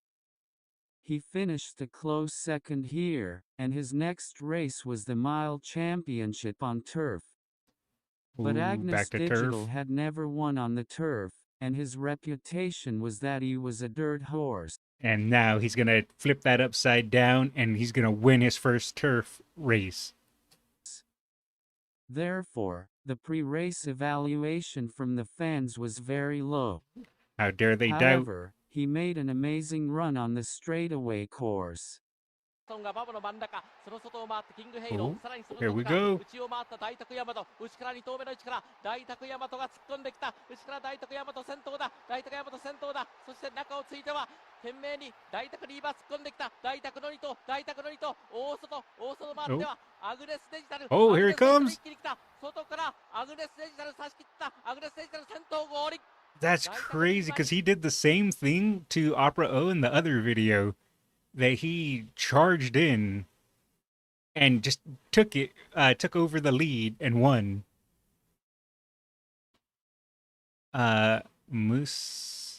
Musashino G3 is very prestigious. Oh, is it? I heard King Halo. Oh, I didn't catch that. 13番のアグネスデジタルです。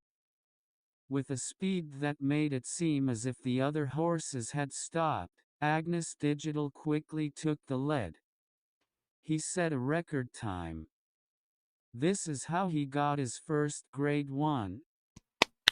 Nice. The following year, Agnes Digital entered 3 graded turf races and finished 3rd, 9th, and 11th, in that order. He took the next 3 months off and entered the Nippon Television Cup, a local exchange grade race, in September. It was quick at the very start of the clip. Oh, okay. He won the race handily, and was next entered in the Grade 1 Mile Championship Southern Cup. The Mile Championship Southern Cup is also a local exchange race. There were other horses in the field, including the then dirt champion Wing Arrow, but Agnes Digital held his ground in the straight and finished first. Now he The has Dirt won King. Grade 1 races on both turf and dirt. This was the first time since the grade race system was adopted in 1984. After this, his target was Tenno Sho Autumn. Until 1999, foreign-born horses were not allowed to compete in the Tenno Sho, but Agnes was assumed to enter around 3 to 9th in that race. Winning was a huge upset. Yeah, I can imagine. Nice on those that bet on him. in 2000, the system was changed to allow up to 2 foreign-born horses to compete. However, there were already 2 leading horses that were expected to compete that year. One of them was Meisho Dotao. He had always lost the battle against TM Opera, which had been going on since 2000, but he was always the horse that kept the second place.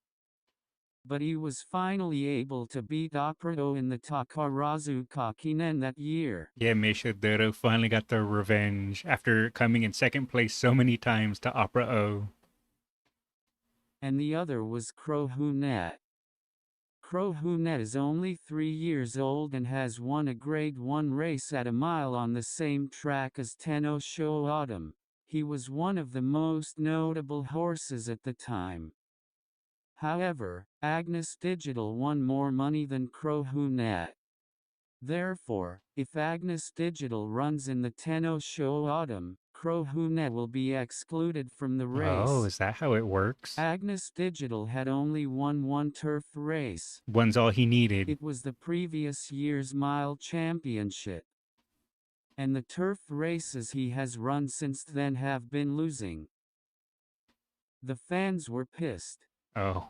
It's not Agnes Digital we want to see, it's Crow Hunet, they said. They have every right to be angry. Yeah, I mean, I can understand it because in a way it feels like he's taking the spot from him when they know historically Agnes Digital doesn't do well on turf. But I mean, it's their right to do it. In the race, the champion, TM Opera broke away on the straightaway course, and Agnes Digital attacked from the outside course. And when they crossed the finish line, Agnes Digital was just a few feet in front. With this Nice. result, the angry fans would have no complaints. Look at them fly. And haha, take that, naysayers. Yeah, the rules were odd back then. Yeah. They had some weird restrictions. He also defeated the strongest horse of the time, Opera. When Krohune was unable to compete in the Tenno Show Autumn, he ran in a dirt race held the same week. And thanks to that, he turned out to be a monster class strength on dirt. Oh. If it weren't for this incident, the best dirt horse, Krohune, might not have been born. Well, that's really cool how that worked out. Since he couldn't race in that one race that Agnes Digital won, people found that he made an amazing dirt a dirt racehorse. Kind of weird how that works out. Agnes Digital flew to Hong Kong in December to run in the Hong Kong Cup. He took the Letterly in a race that had a slow pace. And he won the race without being overtaken by the horses chasing him. This is Agnes Digital's fourth consecutive Ooh, win. he's on a streak. It was his third straight Grade 1 win. Can't be He stopped. ran in the February Stakes in February of the following year and won again. Let's go. He has now won 4 straight Grade 1 races. This was the first time in history that this had happened. He flew to Dubai to compete in the Dubai World Cup.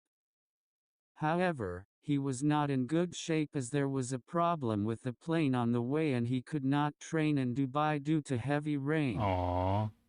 The result of the race was a 6th place finish, 16 lengths behind the winner.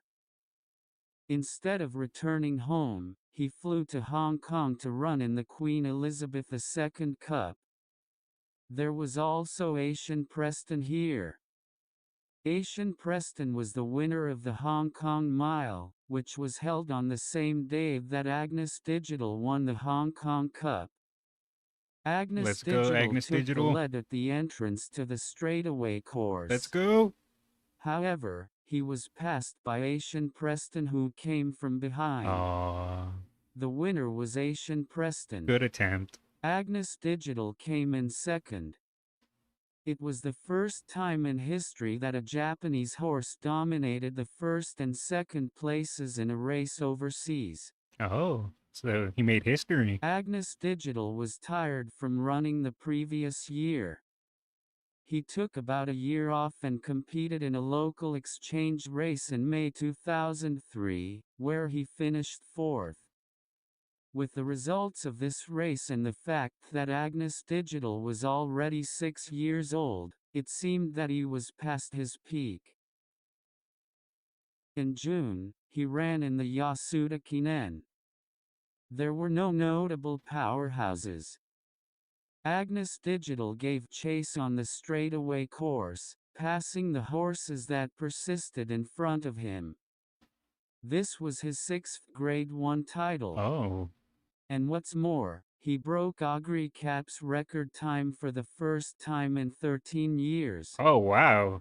So not only did he win it, but he broke Oguri Cap's record?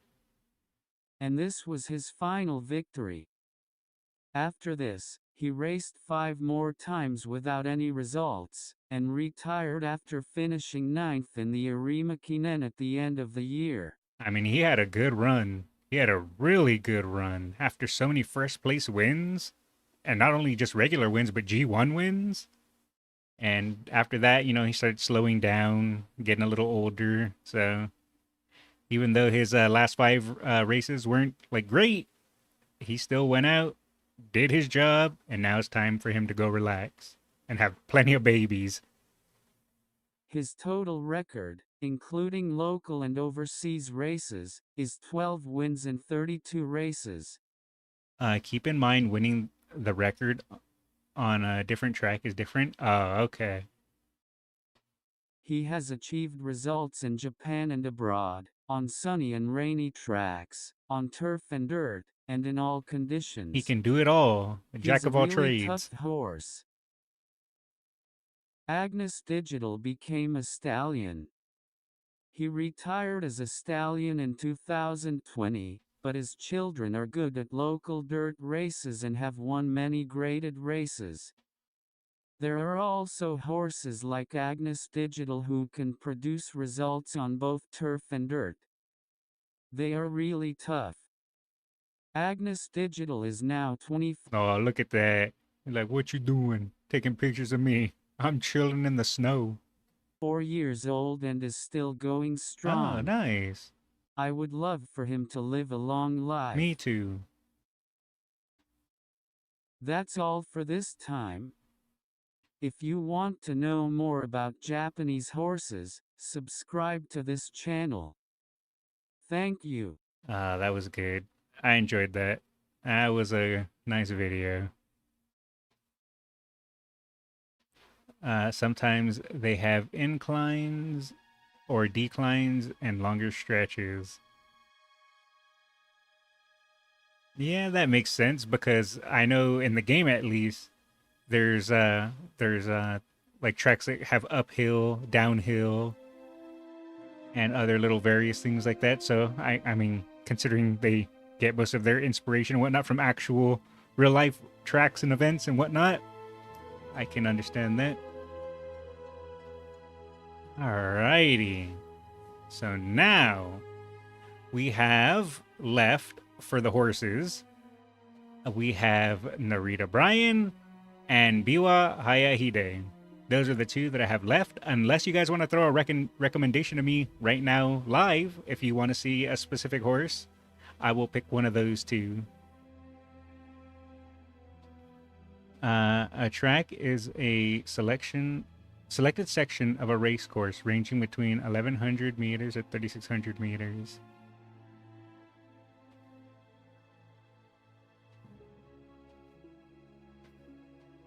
$3,600. Jeez.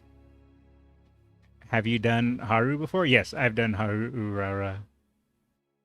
It was one of my earlier ones. But yeah, I can do Manhattan Cafe, sure.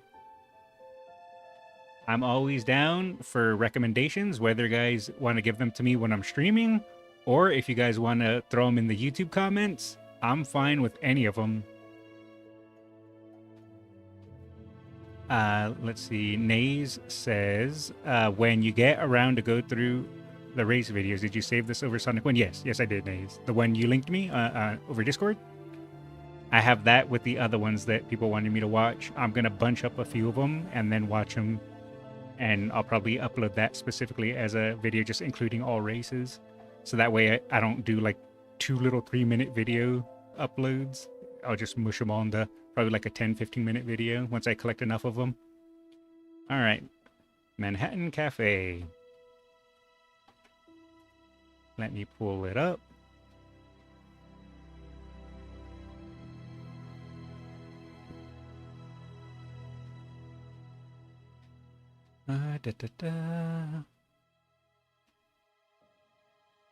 Manhattan Cafe is a sire of a lot of important Umas. I know I started using Manhattan Cafe in the game. Manhattan Cafe's what's it called? Support card. The stamina support card, really good. Sadly, I don't have it maxed. Oops, I didn't mean to hit play yet. I don't have it maxed, but yeah, it's a good card. I need to roll on the Super Creek banner though. I don't know if I'm gonna do that today. Maybe I'll save that for my next Uma Musume stream. Alrighty. So, another horse for me to learn about. Manhattan Cafe, recommended to me on my stream. And if you happen to be watching the YouTube video of this, if you want, you can check out my streams and recommend me videos to watch as well. Or drop it in the YouTube comments. Whatever catches your fancy. Let's start the video.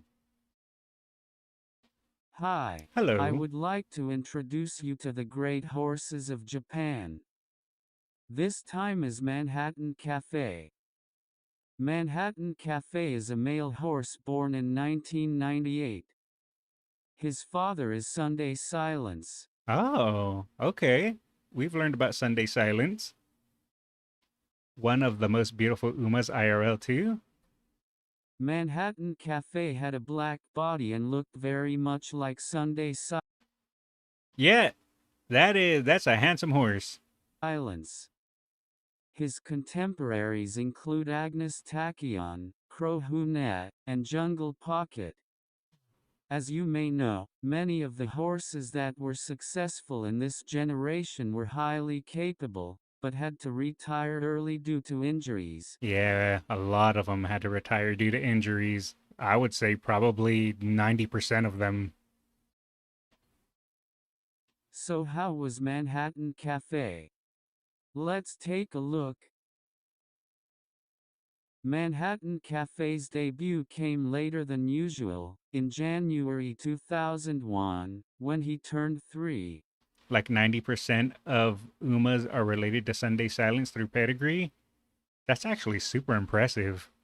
Weak legs, unfortunately. Oh, It was a 2,000-meter race, and he finished third in his first race. third's not bad. Half a month your later, first. he won his first race, an 1,800-meter race. And then instantly went, oh, I got third in my first race. It's a right. Boom. First place right after that. However, his constitution was still weak at that time, and he lost 20 kilograms in the next race. Oh, you can tell he's not an American horse. He lost weight. Yayoi Show, and finished 4th. As a joke. And in the next race, he lost another 16 kilograms from Yayoi Show.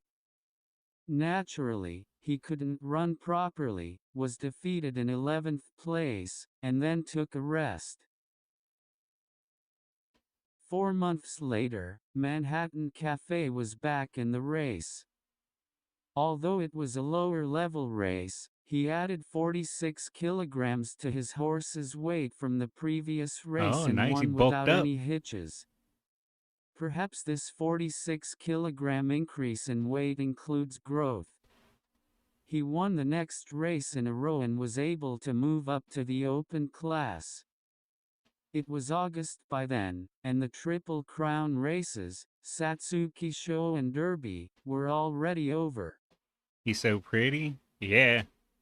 Satsuki Show had been won by Agnes Tachyon, and the Derby by Tachyon. Jungle Pocket. However, Agnes Tachyon retired after Satsuki Show due to injury, and Jungle Pocket's racing schedule was not going well. He ended up not running any trial races, and will be taking on Kikasho after a break. Manhattan Cafe ran in the Saints Laikinen. If he Oh. finishes in the top 3 in this race, he will get a priority runner-up spot in the final Triple Crown race, Kikasho. Ooh, let's go. But he lost to 4th place. Aww. Although he lost, he was lucky enough to qualify for Kikasho. He still qualified. It was his first Grade 1 race, so the crowd did not give him high marks before the race. The doubters never doubt. That's what I've learned in watching these horses. Never doubt them because they will come back and they will win. As the race began, Derby winner Jungle Pocket lost his composure and stamina. As he ran excitedly, Manhattan Cafe remained calm and still on its course. Ooh, professional. In this race, the momentum of the fleeing horse did not fade even after entering the straightaway course. Jungle Pocket chases from the outcourse, but can't quite close the gap. Manhattan Cafe also chased hard. The priority is very important. It puts you in one of the best spots to start. Oh, right. Yeah, that makes sense. Because I remember I asked that in one of the videos, I forget which, like if placement matters. And someone explained to me in the comments, or was it in the live chat? I don't remember. that the placement matters because you can get boxed in depending on your size. Obviously, being on the inside or outside of the track benefits some horses rather than others, and a bunch of things like that. So I didn't even consider that. Just as they were about to cross the finish line, Manhattan Cafe passed the runner. He won the Grade 1 race with flying I colors. knew it. Never doubt. They were both underrated before the race, so the odds on a horse double ticket were as high as 400 times. Wait, 400 times? Whoa. Lucky to the people that bet on him. He was headed Never doubt our coffee bean horse. for a Very true. Makinen at the end of the year. However, this race attracts strong horses every year. In this year, TM Operado and Meisho Dota were the main players. To give you an idea of how good they are, in 2000 to 2001, most of the middle distance Grade 1 races were won by Operado, with Meisho Dota in second. We just learned a lot of this from the other videos. However, they were already in a state where they had fallen a little short of their peak capabilities. Manhattan Cafe was rated third behind them.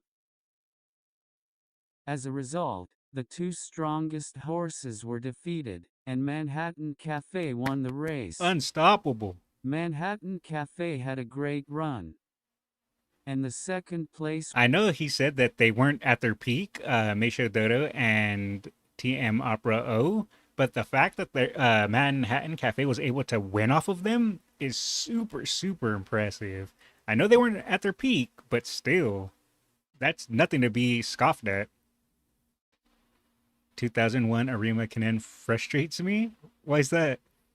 winner of this race was a horse named American Boss. American Boss. His pre-race rating was the lowest, so the crowd was surprised. The horse number duplicate ticket again paid a high dividend of 480 times. This was the year of the World Trade Center tragedy in New York. And when people saw the results of the Arima Kinen race between Manhattan Cafe and American Boss, they couldn't help but feel something. There is no doubt that Manhattan Cafe has become one of the top-rated horses in Japan with his victory in the Arima Kinen.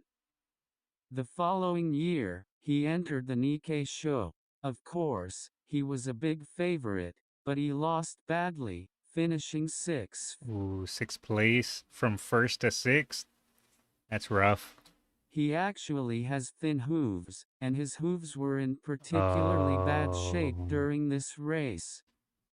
However, his trainers managed to treat him. I wonder, is there a way to manage having thin hooves? Maybe you can put like special shoes? Or is there nothing that can really be done about that?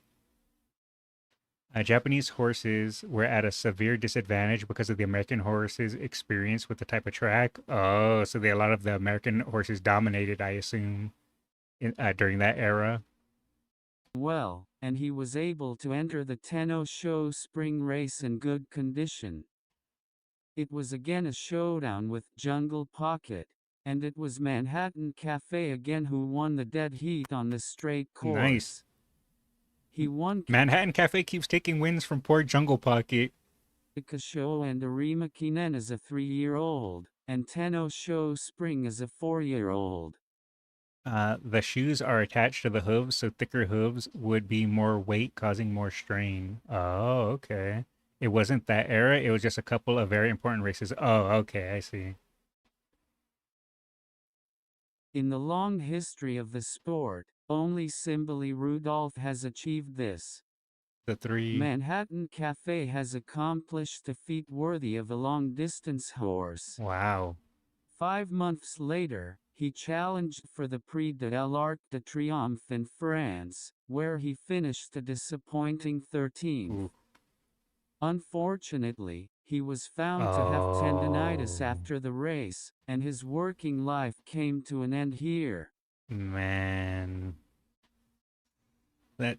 That's really sad. His total record is 6 wins in 12 races. That has to be so painful for a racing horse. I can understand why that would pretty much end his racing career. Because I've had mild tendonitis in my foot. It's gotten better, but when I did have it, man, is it painful. He lost the Prix de l'Arc de Triomphe, but if we limit ourselves to Japanese Grade 1 races, he has won 3 in 3 races. He was a horse with a strange mentality. He became a stallion. Look at that coat. That is such a nice coat. I mean, I don't know a lot about horses, but just from like an amateur horse appreciator, yeah, just super nice coat.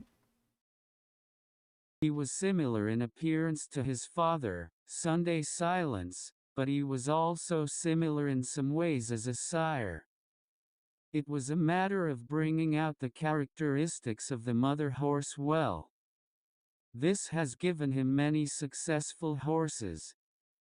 Horses that have won Grade 1 races include Red Desire, Joe Cappuccino. Okay, I like the name Joe Cappuccino. Considering he was Manhattan Cafe, Joe Cappuccino is a funny name. I like it though. Hiruno d'Amore, Grape Brandy, and Queen's Ring. I'll spare you the details, but they are active on turf, dirt, short, medium and long distances, male and female. Oh, so he gave birth to a lot of horses. Well, not gave birth, but he had a lot of children that did well in all forms of racing and tracks. Very well groomed and cared for. That's fresh shampoo for sure. Yeah, definitely. And besides them, there are other horses born every year that win graded races. Although a valuable and talented stallion, Manhattan Cafe became ill in 2015 and slowly became unwell. Oh. He then died in August. Oh, rest in The peace. disease was an intra-abdominal tumor.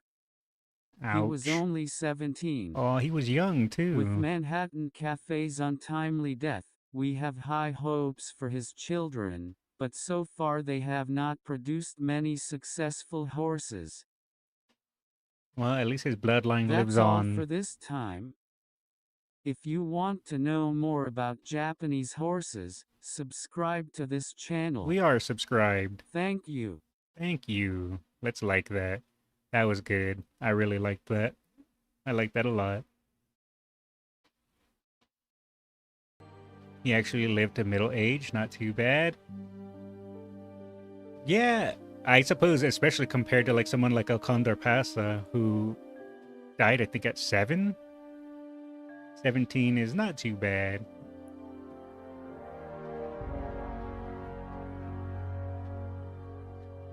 But he probably would have lived a lot longer had he not gotten sick and had that tumor. Unfortunate.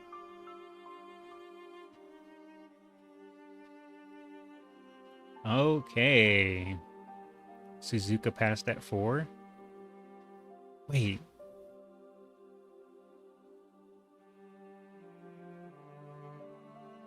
Did it say that in the video? Am I just forgetting that? I didn't remember Suzuka passing away so young. I mean, I know there was the injury and they had to be euthanized. But I didn't realize Suzuka was 4. Because I think that was one of the earlier videos that I watched. So my knowledge, even though it's tiny, was even smaller then.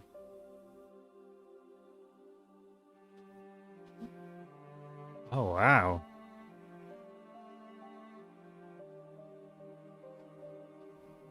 Alrighty, so now I have Narita Bryan and Biwa Hayahide. I thought it was your second video. Yeah, it might have been, because the first one was an accidental gold ship video. And then after that, was it Silent Suzuka? Let me pull up my channel. Okay, so the original, the one that got me into watching these videos was Gold Ship. And then after that, it was Haru Urara. And then after Haru Urara was Silent Suzuka. So yeah, Silent Suzuka was my third video watching when I first started watching these horse videos. Because like I said, Gold Ship was the accidental one. Then people recommended to me Haru Urara. And then after Haru Urara is people recommended Silent Suzuka. So that's kind of the track I've been going through. The Narita Beatdown. Should we go with Narita Bryan? I'm down to go with Narita Bryan next. Alright, let me full screen the video. Open YouTube Capture. Alrighty. More horses, more learning. Narita Bryan and me have a very love-hate relationship in the game. I don't know anything about the actual horse, but in the game, so many times, and even if you watch my failed runs on my Top Gun video that I uploaded well, if you're watching this, it was a few days ago. By the time I upload this into a React, who knows how long it'll be. But Narita Bryan loves to steal first place from me. No matter what I'm doing in Uma Musume, Narita Bryan comes in and just takes first place. So although I'm pretty sure Narita Bryan is an amazing horse, me and Narita Bryan in the game, we tussle quite a bit. But either way, I'm excited to learn about the real horse. Let's start the video. Hi. Hello. I'll introduce you to some great horses in Japan. I'm not very good at English, so there may be strange expressions, but please forgive me. This time is Narita Bryan. You're my favorite Top Gun murderer. I tried so hard to get that Top Gun win. I tried, but one, I'm super unlucky, and two, I'm bad at video games. So when you combine those two, you have a bad time. He was born in 1991. I don't know what that little fuzzy thing on his nose is, but I like it. What is that? Is that just like a warmer? His father was Bryan's time imported from the United States to Japan. His mother is a horse called Pacificus and has never raced. Why does that kind of sound like a Harry Potter spell? I cast Pacificus. When Narita Bryan was trained for the first time, his breathing was not disturbed at all. The trainer told Narita Bryan that he felt great ability.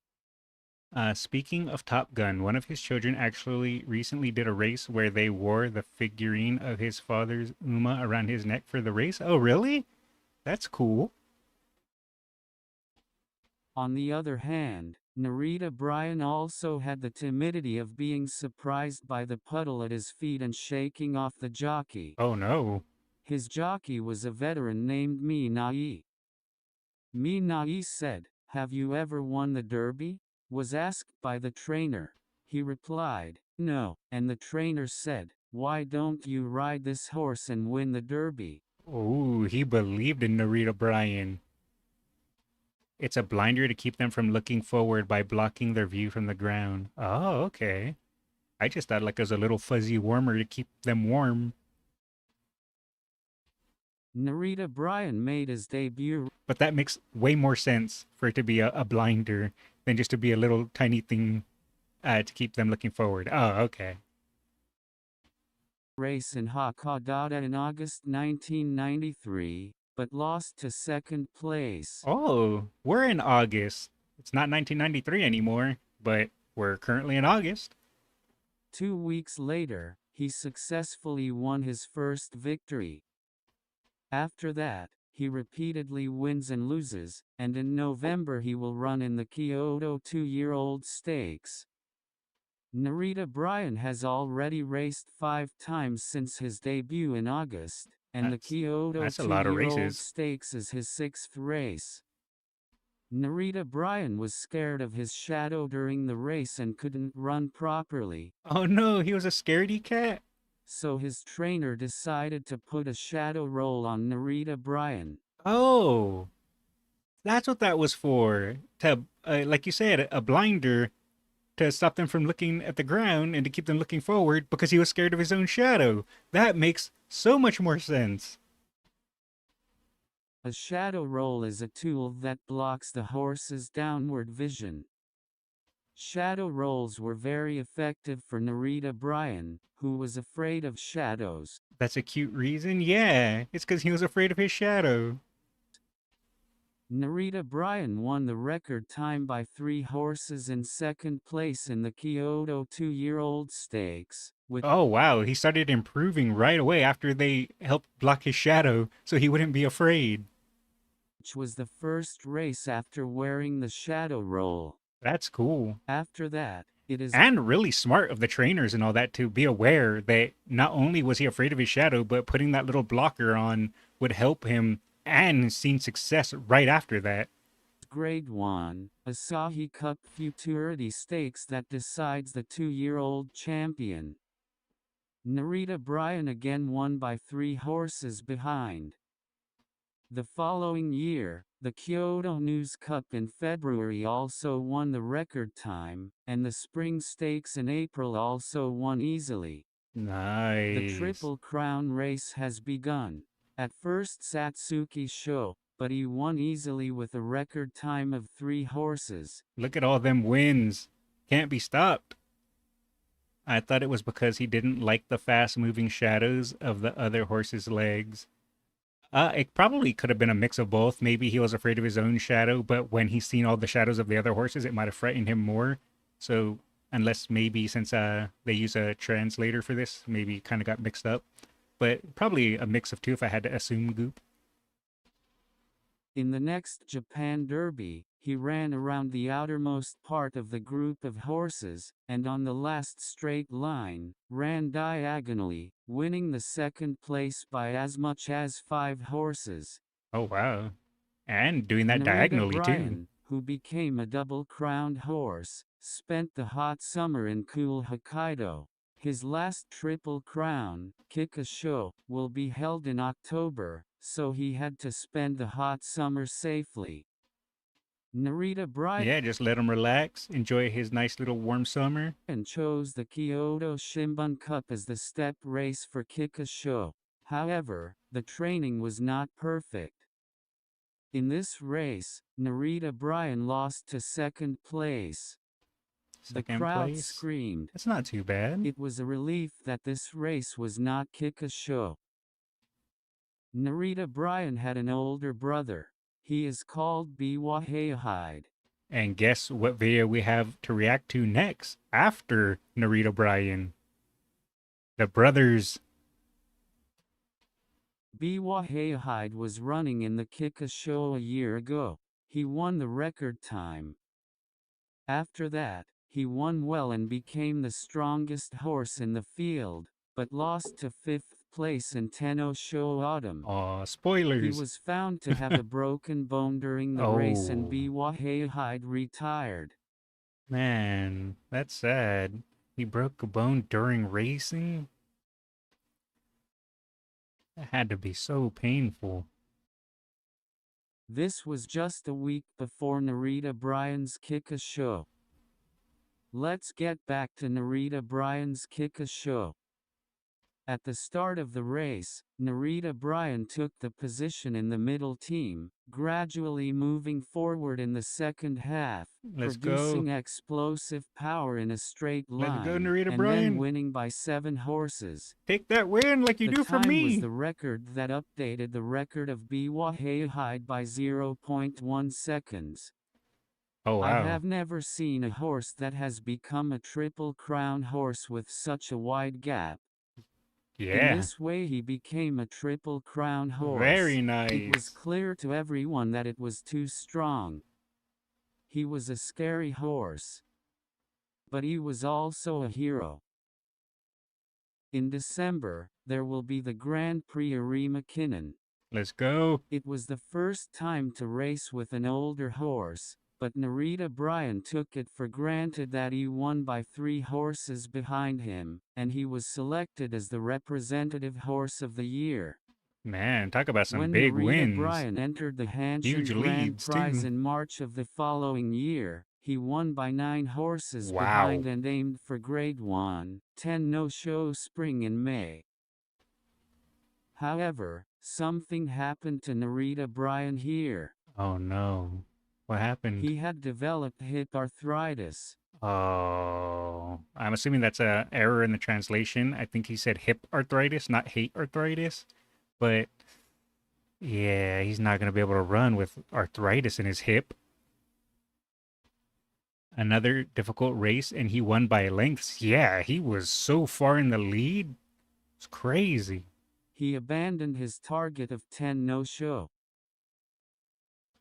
This hip Yeah, it is hip arthritis has arthritis. upset Narita Bryan's exquisite balance. Man, From so now on, unfortunate. we can no longer see his original run.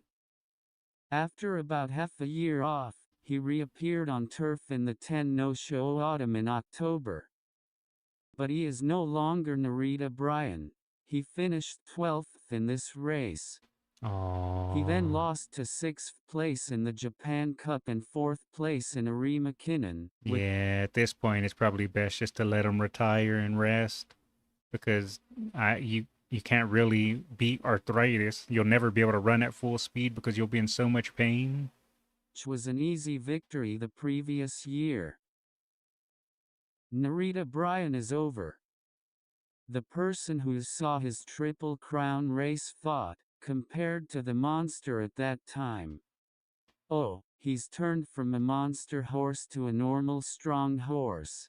I mean, that just goes to show how powerful Narita Bryan was, that he was so strong, even with arthritis and not being at his peak, still doing really well to be considered a normal strong horse. Tenno Show Autumn is always top 3 most important races in Japan. Oh, is it? I didn't know that. Thank you for telling me. Because I've obviously heard of the Tenno Show Autumn, but I didn't know it was like highly important. The following year, Narita Bryan also ran for the Hanshin Grand Prize. It was a race in which he won easily by 9 horses in the previous year.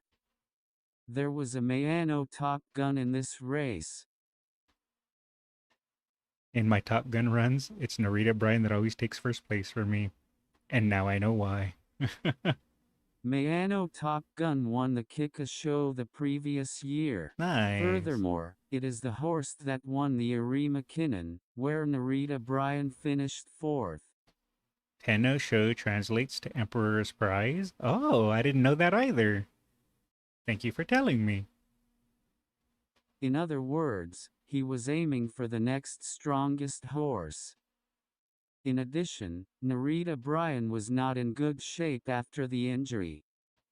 This race will be called the legendary race for the first time in the battle between these two horses. The Mayano Top Gun, which runs in front of the goal more than 1,000 meters away, speeded up. Narita Bryan running behind followed him.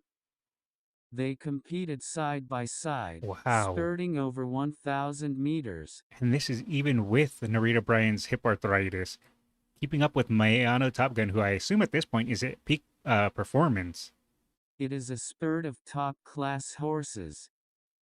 Other horses couldn't keep up with them. When the goal was reached, Narita Bryan was at the top. He was 9 horses away from the second Mayano Top Gun to the next. Really? Narita Bryan is back. Wow. Everyone thought so. Narita Bryan headed for 10 no-show spring, but was overtaken by Sakura Laurel and finished second. Oh, we seen that. After this, for some unknown reason, the trainer sent Narita Bryan into the sprint race. Why did he race in the sprint when... I was going to say, yeah, why race in sprint?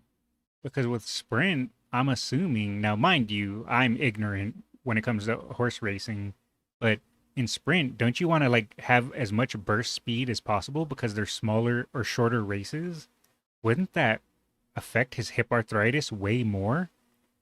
If you're having him try to sprint like really hard? That seems like an unwise decision, but what do I know? I mean, yes. So, yeah, just really questionable. I wonder why they chose to do that. Sakura Loro was really strong. Yeah, I enjoyed watching the Sakura Loro video. He's been racing over 2,000 meters all the time. The trainer was criticized. Yeah, I can understand why people would criticize that. It is said that the purpose was to regain the instantaneous power of Narita Bryan by running a fast-paced sprint race. I just don't understand how that would translate, though. I feel like that would just end up hurting the horse more than helping the horse. But the truth is not clear. Narita Bryan finished 4th. As expected, a strong horse leaves a decent result even in a sprint. But in the end this was his last race. Narita Bryan developed bowed tendon. This decided that he would retire and become a stallion. Oh, wow. So not only did he have his hip arthritis, but he also developed issues with his tendons. Yeah. 12 wins and 21 runs, 5 Grade 1 wins. Unfortunately, impressive. after becoming a stallion, he could only leave a foal for 2 years. In 1998, he suffered a stomach rupture and was euthanized. Oh, man. Rest in peace, Narita Bryan. There are few foals left and no successful horses. However, there are some good results as a Broadmere sire. I really miss his premature death. At the very least, I wanted a lot of people around the world to see the wonderful races of his active days. This time is over. If you want to know more about Japanese famous horses, please subscribe to this channel. Thank you. No, thank you. Even though that ended on a sad note, it was still impressive to see the strength of Narita Bryan. The horse who was afraid of his own shadow, but once that got solved, won impressively many, many times.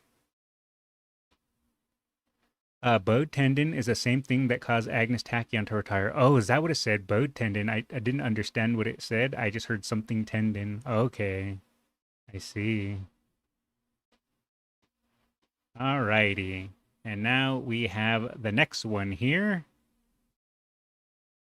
Let me set it up.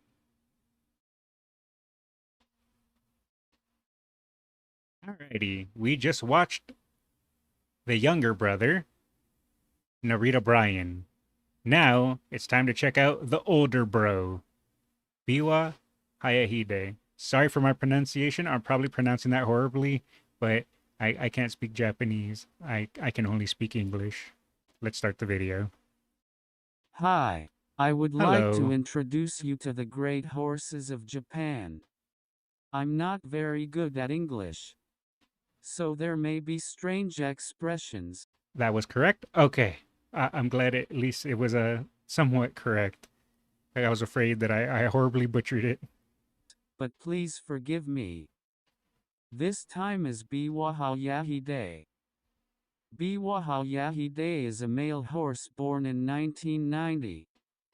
His mother was sold in Newmarket, England, as a conception to an unnamed stallion, Cherud. Then she came to Japan. So Biwa Hayahide was an English horse. As a small child, Biwa Hayahide was not such a good-looking horse. He made his debut in a 1600-meter race in September of 1992. He lined up with the lead group as they rounded the final corner. As they entered the straightaway course, the gray body went further and further forward. Biwa Hayahide outpaced the other horses. By the time he crossed the finish line, Look at the that gap was lead. unbelievable. Yeah. The gap to Holy. the second-place horse was 1.7 seconds. Talk about a commanding lead. The next race was again an open race of 1,600 meters. He lined up with the lead group near the last corner, just as he did in his debut race. Then he caught the horse in front of him on Let's the go. straightaway course. Speed. This time, the difference was only 1 horse length, but it was a race without any worries. Yeah, impressive victory His so time far. set a record time. The next race is the Grade 2 Daily Cup Future Stakes. Biwa Yahide chased 5th on the road. He went onto the straightaway and slipped through the gap between the horses in front of him, Ooh, make way. and he finished 2 lengths ahead of the second-place horse. And he set a record time in this race too. Man, record breaker. Let's go. Biwa Yahide's speed naturally attracted attention, and he was a big favorite in the next race, the Grade 1 Asahi Cup Futurity Stakes. As usual, he lined up at the front of the pack coming out of the last corner. However, Elway lined up from outside him. Biwa Yahide resisted, but his opponent had the better of Oh, him. no. He finished a close second. That's still good, though. The following He has a kind of reverse Oguri cap color pattern. Yeah, a little bit. year he ran in the Grade 3 Kyoto Cup in February. He chased the horse in front of him hard on the straightaway, but came up just short and finished in second place. Oh, another second place win. In his next race, the Wakaba Stakes, he took the lead at the entrance of the straight and used his speed to run away with the race. Oh, he's back in first. Let's go. He became a central figure in the Triple Crown race. Another one that was seen as a strong contender was Winning Ticket. And so they came to the first of the Triple Crown races, the Satsuki Show.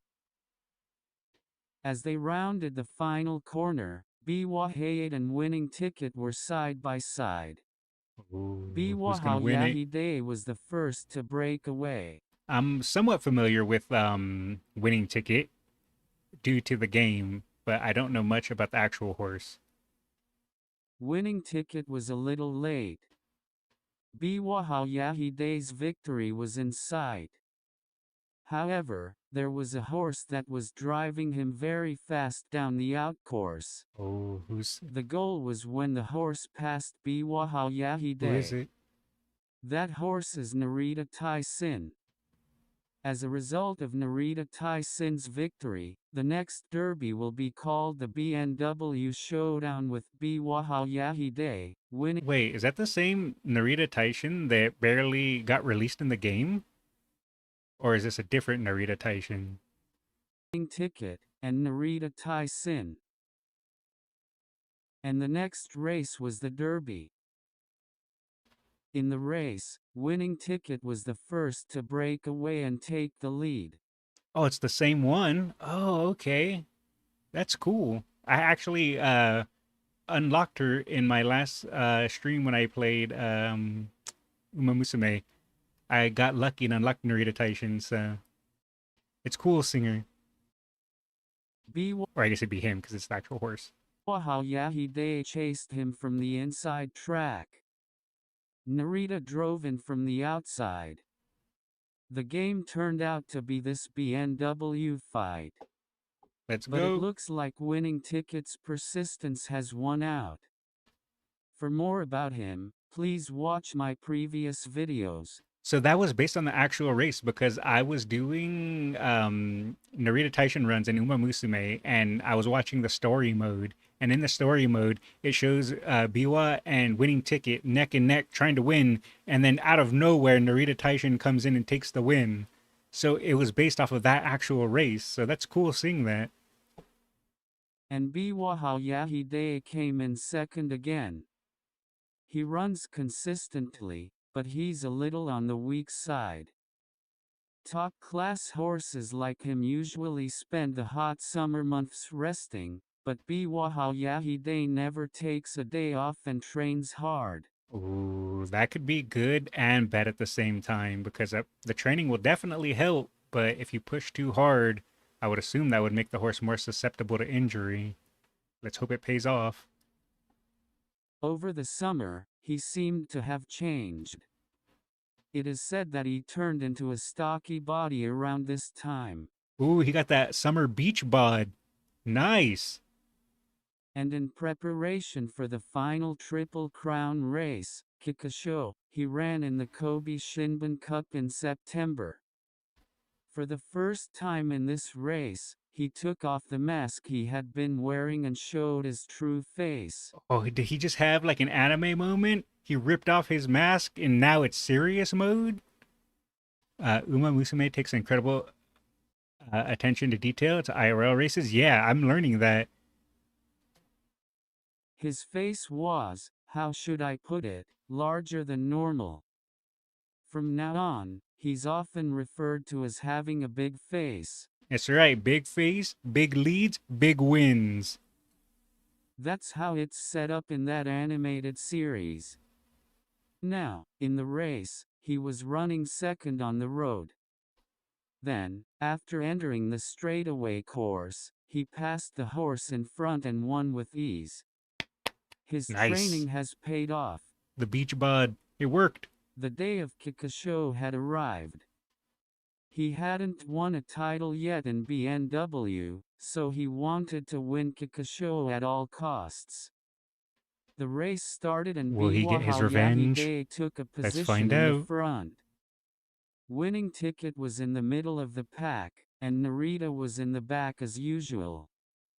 As Biwaha Yahide rounded the last corner, he was out in a flash, opening up a gap with the rest of the pack. Oh, taking the commanding lead. Winning Ticket chased him, but he couldn't break free. Narita remained in the back, unable to come forward. Biwaha Yahide won by a whopping Nice. 5 lengths. Wow. He also set a record time here. And another record. Thus, BMW shared the title 1-1. Each one won once. That's cool. Biwaha Yahide then headed for the Arima Kinen at the end of the year. It was the legendary Arima Kinen. There were 8 Grade 1 horses in total. 8 Grade 1 horses? Holy competition. He started running faster in that last stretch too. Yeah, he zoomed. Including Tokai Teo, Oh. Rice Shower, and Winning Ticket. Wow, talk about a lineup. Biwaha Yahide ran a perfect race. He took his position at the front as usual and got out at the last corner.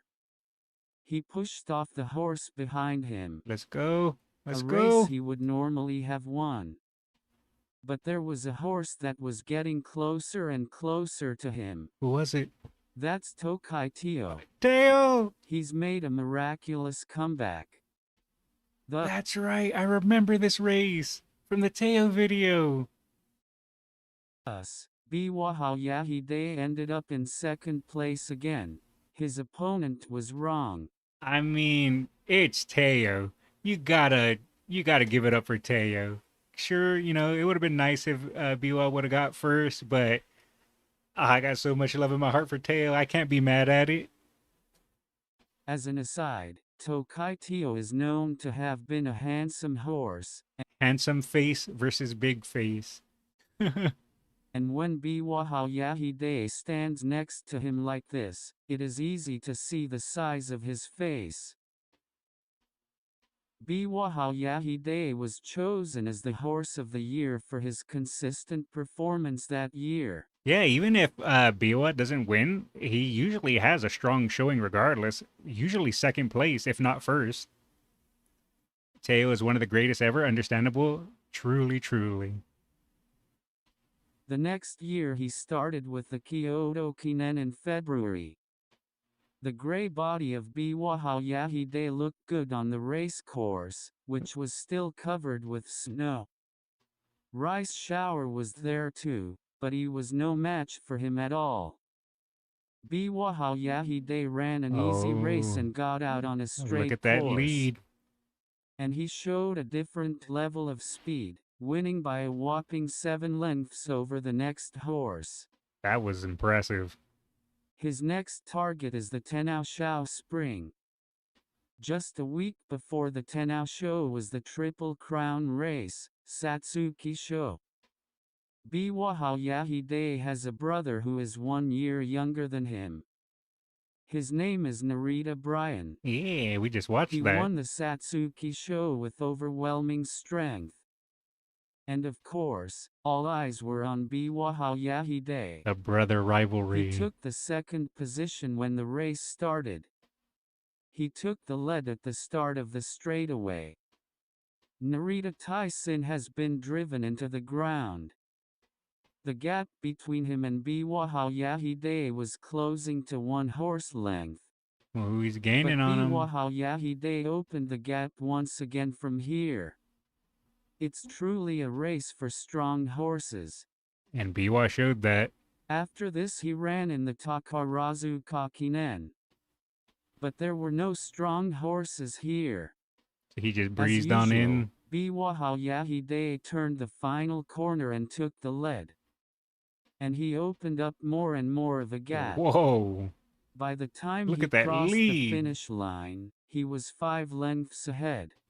The others caught up a little bit, but that was a pretty big lead. Now he's got his 3rd Grade 1.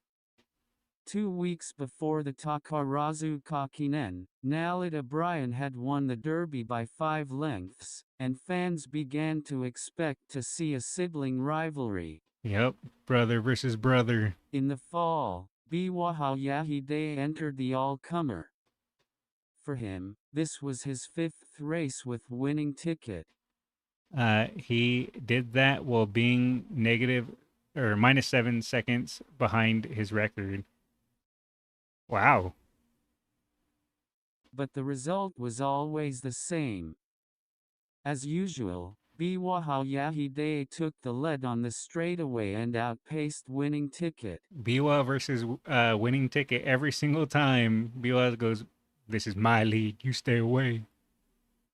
He has now finished in the top 2 in all 15 races since his debut. He had a plan to run Tennousha Autumn after this and then head to Arima Kinen. He was, of course, the favorite in the Tennousha Autumn. Makes sense. But strangely enough, he couldn't get to the front on the straightaway Oh course. no. He lost to 5th place. Wow, that was, I think, his lowest showing yet. After the race, they found flexor tendonitis in his leg. That would explain why. A week after this Tennousha Autumn, Narita Bryan won the Triple Crown at Kikisho. However, the confrontation between the strongest brothers never materialized. I didn't know they never had a brother v brother race. So it's only in our hopes and dreams. Turf issues? Oh. Biwa Hayahide has now retired. That's how he got injured, probably. I see. His total record is 10 wins in 16 races. 10 wins, 16 races, and in every win, I think except one, he got second place, if I'm understanding this correctly. He's won 3 Grade 1. He became a stallion, but no one can say he was successful with his foal. Another horse that kept all the talent. The results were so bad that he retired as a stallion in 2005.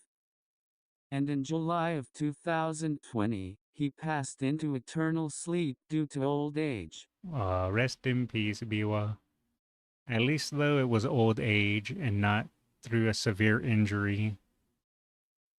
He had lived a long life. Oh, wow. 30 years. That's all for this time. If you want to know more about Japanese horses, subscribe to this channel. Thank you. I really love learning about these horses. That was really good. Let's drop a like. Alrighty.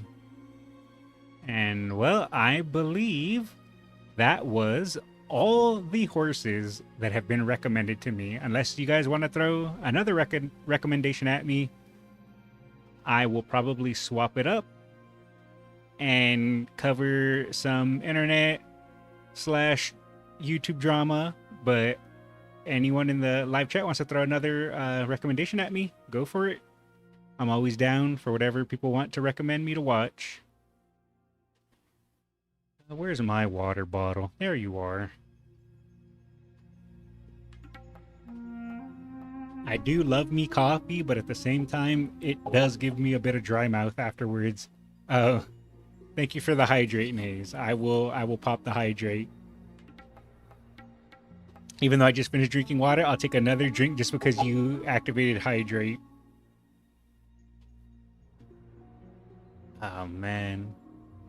It's funny because the more and more I learn about these horses, the more I start to see like their interconnections. I start to see like, oh, I remember this race, or oh, I remember this moment, or oh, yeah, during this time this happened. And slowly but surely, my knowledge is growing, and my understanding of these horses are growing. Next thing you know, I will be talking about like some random horse that I learned about, and I'll have all the information and knowledge, and no one will know how I know it. I won't even know how I know it because my memory is awful. Alrighty, let's start to set up the next video then. If no one else has any other horses, if you are here watching the horses, I'm probably gonna swap it up. Is there a Kita-san Black video yet? There might be. I can check. I don't think I haven't regged it to Kita-san Black. Let's see. Naze from Twitch chat recommended Kita-san Black. So sure, let's find it. Yep, there is a Kita-san Black video. Sure, I can set that up next.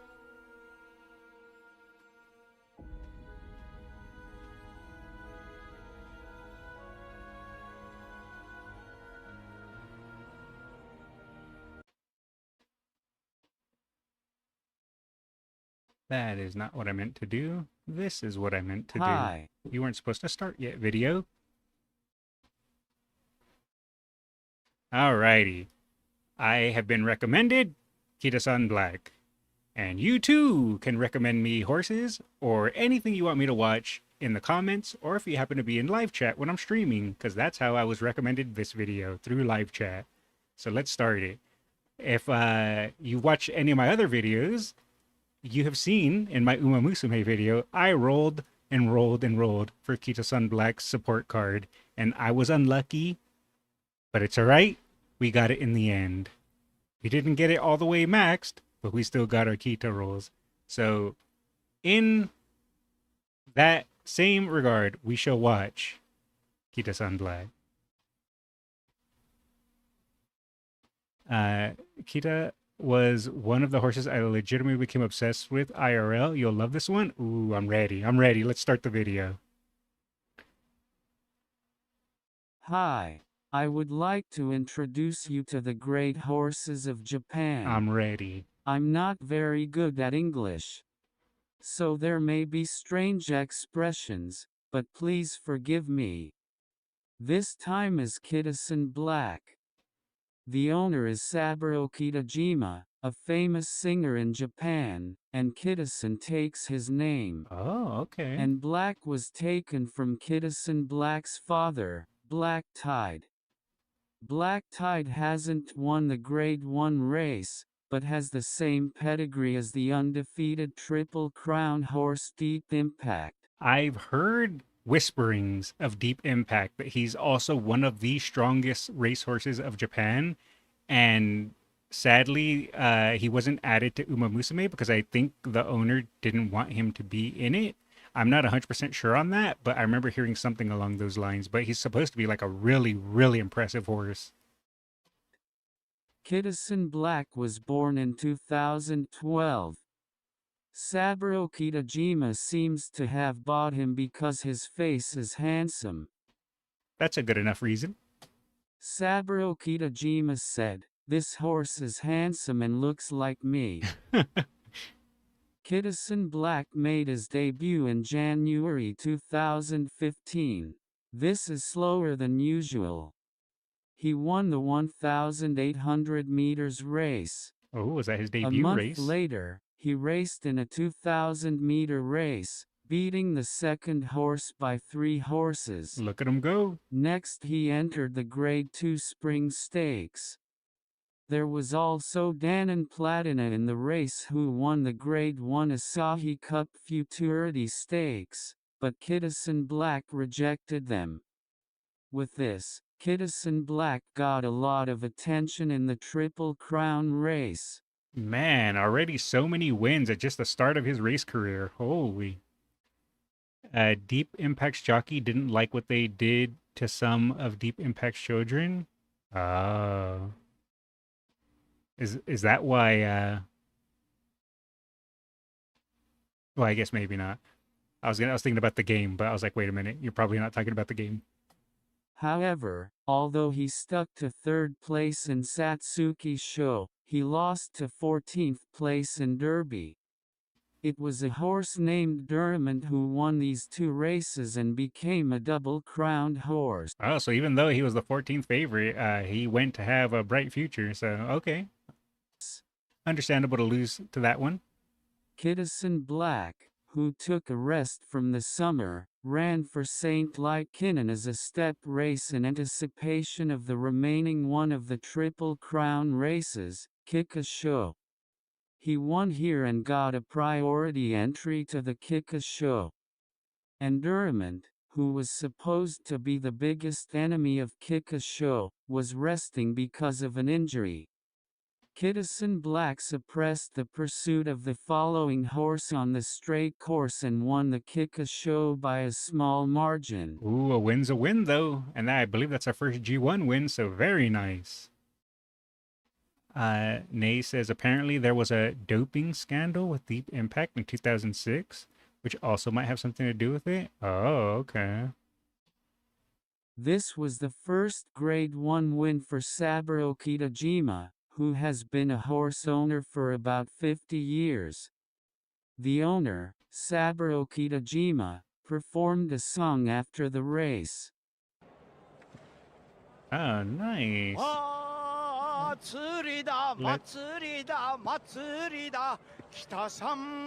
gonna talk a little over this just because I'm afraid that the video will get claimed, but I do enjoy his song. I just don't want it to be claimed, so I'm gonna keep talking over it just a little bit. Sorry about that. Alrighty. From now on, every time Kidison Black wins Grade 1, he will sing.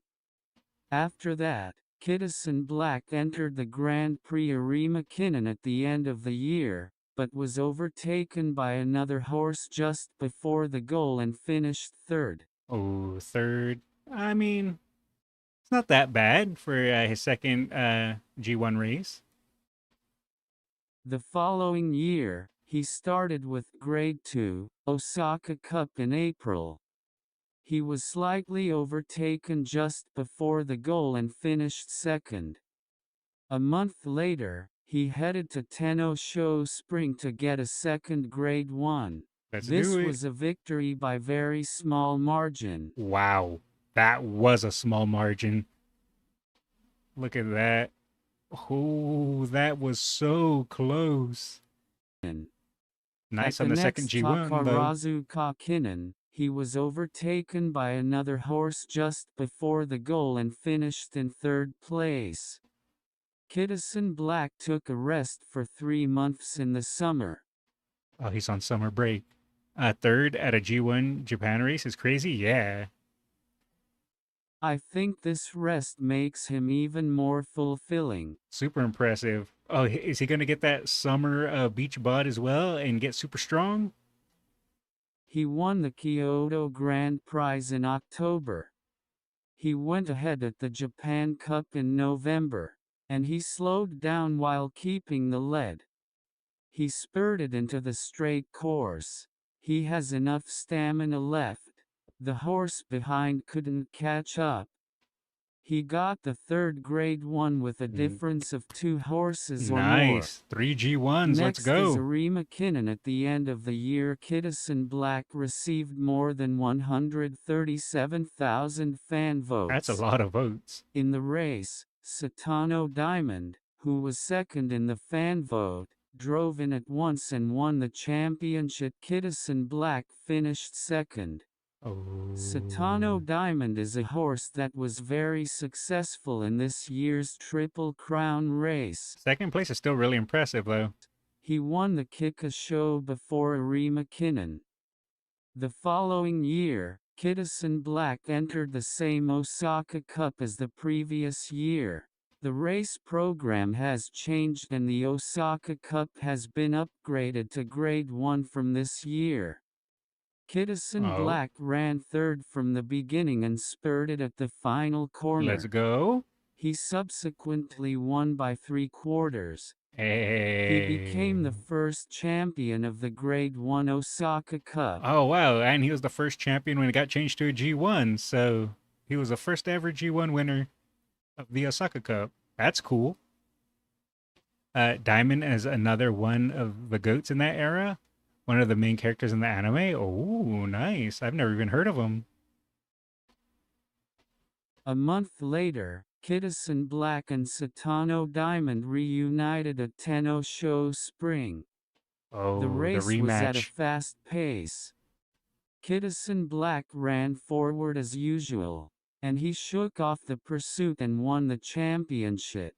Very The time nice. was a record that shortened the time of Deep Impact by about 1 second. Kitasan got his revenge. This is his 5th Grade 1.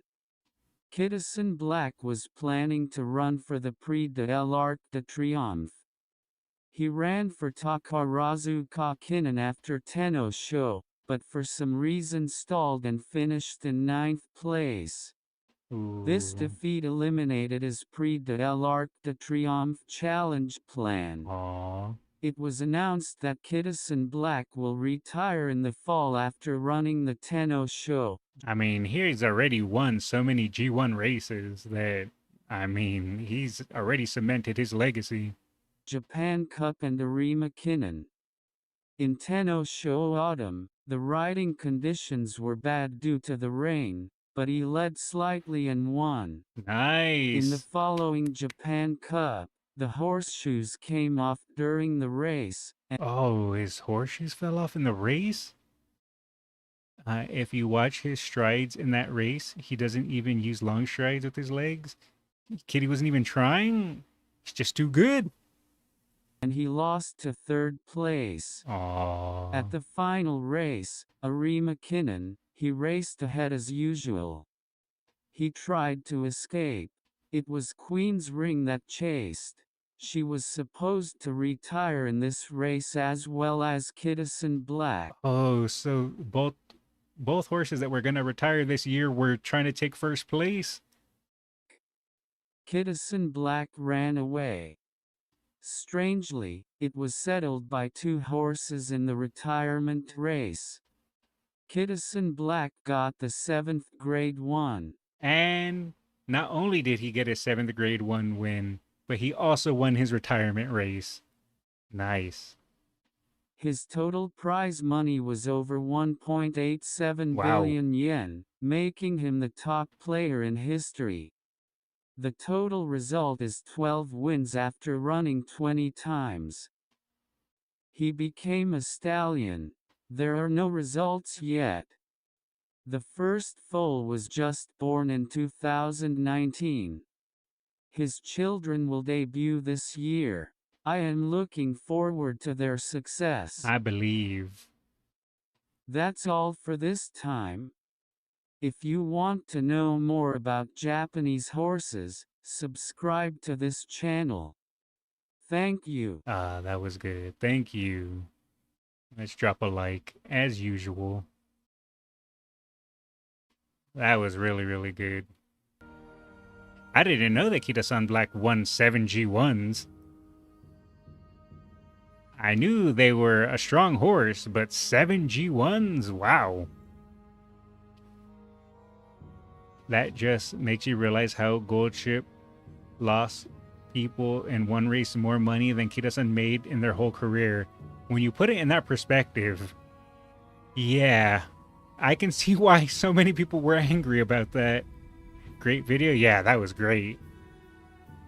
It was nice learning about Kita-san. Even though I only got 3 of her cards in my pools, in my unlucky pools. But you know what? It's fine. We'll get more Kita-sans when I roll on the Super Creek banner at some point. That'll probably be what I stream tomorrow, me doing my rolls, but I don't know, we'll see. Alrighty. So now, with that being done, unless someone wants to throw another video at me to recommend, because I'll give priority to the people watching me live of anything you want me to react to, go ahead and throw a recommendation right now. But if not, I will go through some of what my comments wanted me to react to, or the things people DM me to react to. That'll be what I do next. Let's see. What is this? Oh, okay.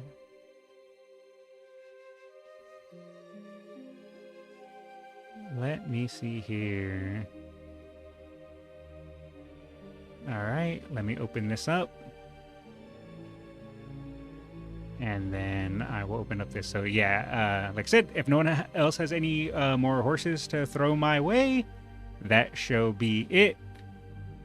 So if you are here for the horses, thank you for hanging out. But now I'm going to start touching into a little bit of YouTube drama and just goings-ons with certain things. But I'm just happy to watch the comment suggestions. Alrighty. Sounds good. Alrighty, let me pause the music and go through here.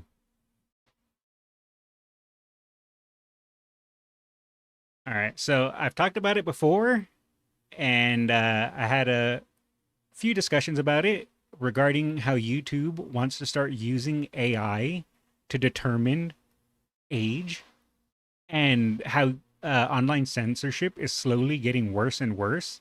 And here's a video talking about it, to where YouTube, the title of the video is YouTube's ID verification is here, and it's already a mess.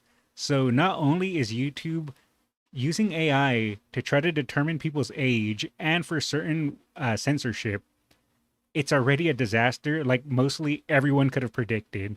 So here's a video by Hirohei, and he's going to talk about it, and I'll just add any thoughts and opinions I have, because I never expect companies to do anything right, and I'm not surprised. And I just find it really odd that all these companies seem to be colluding all at the same time with this online censorship.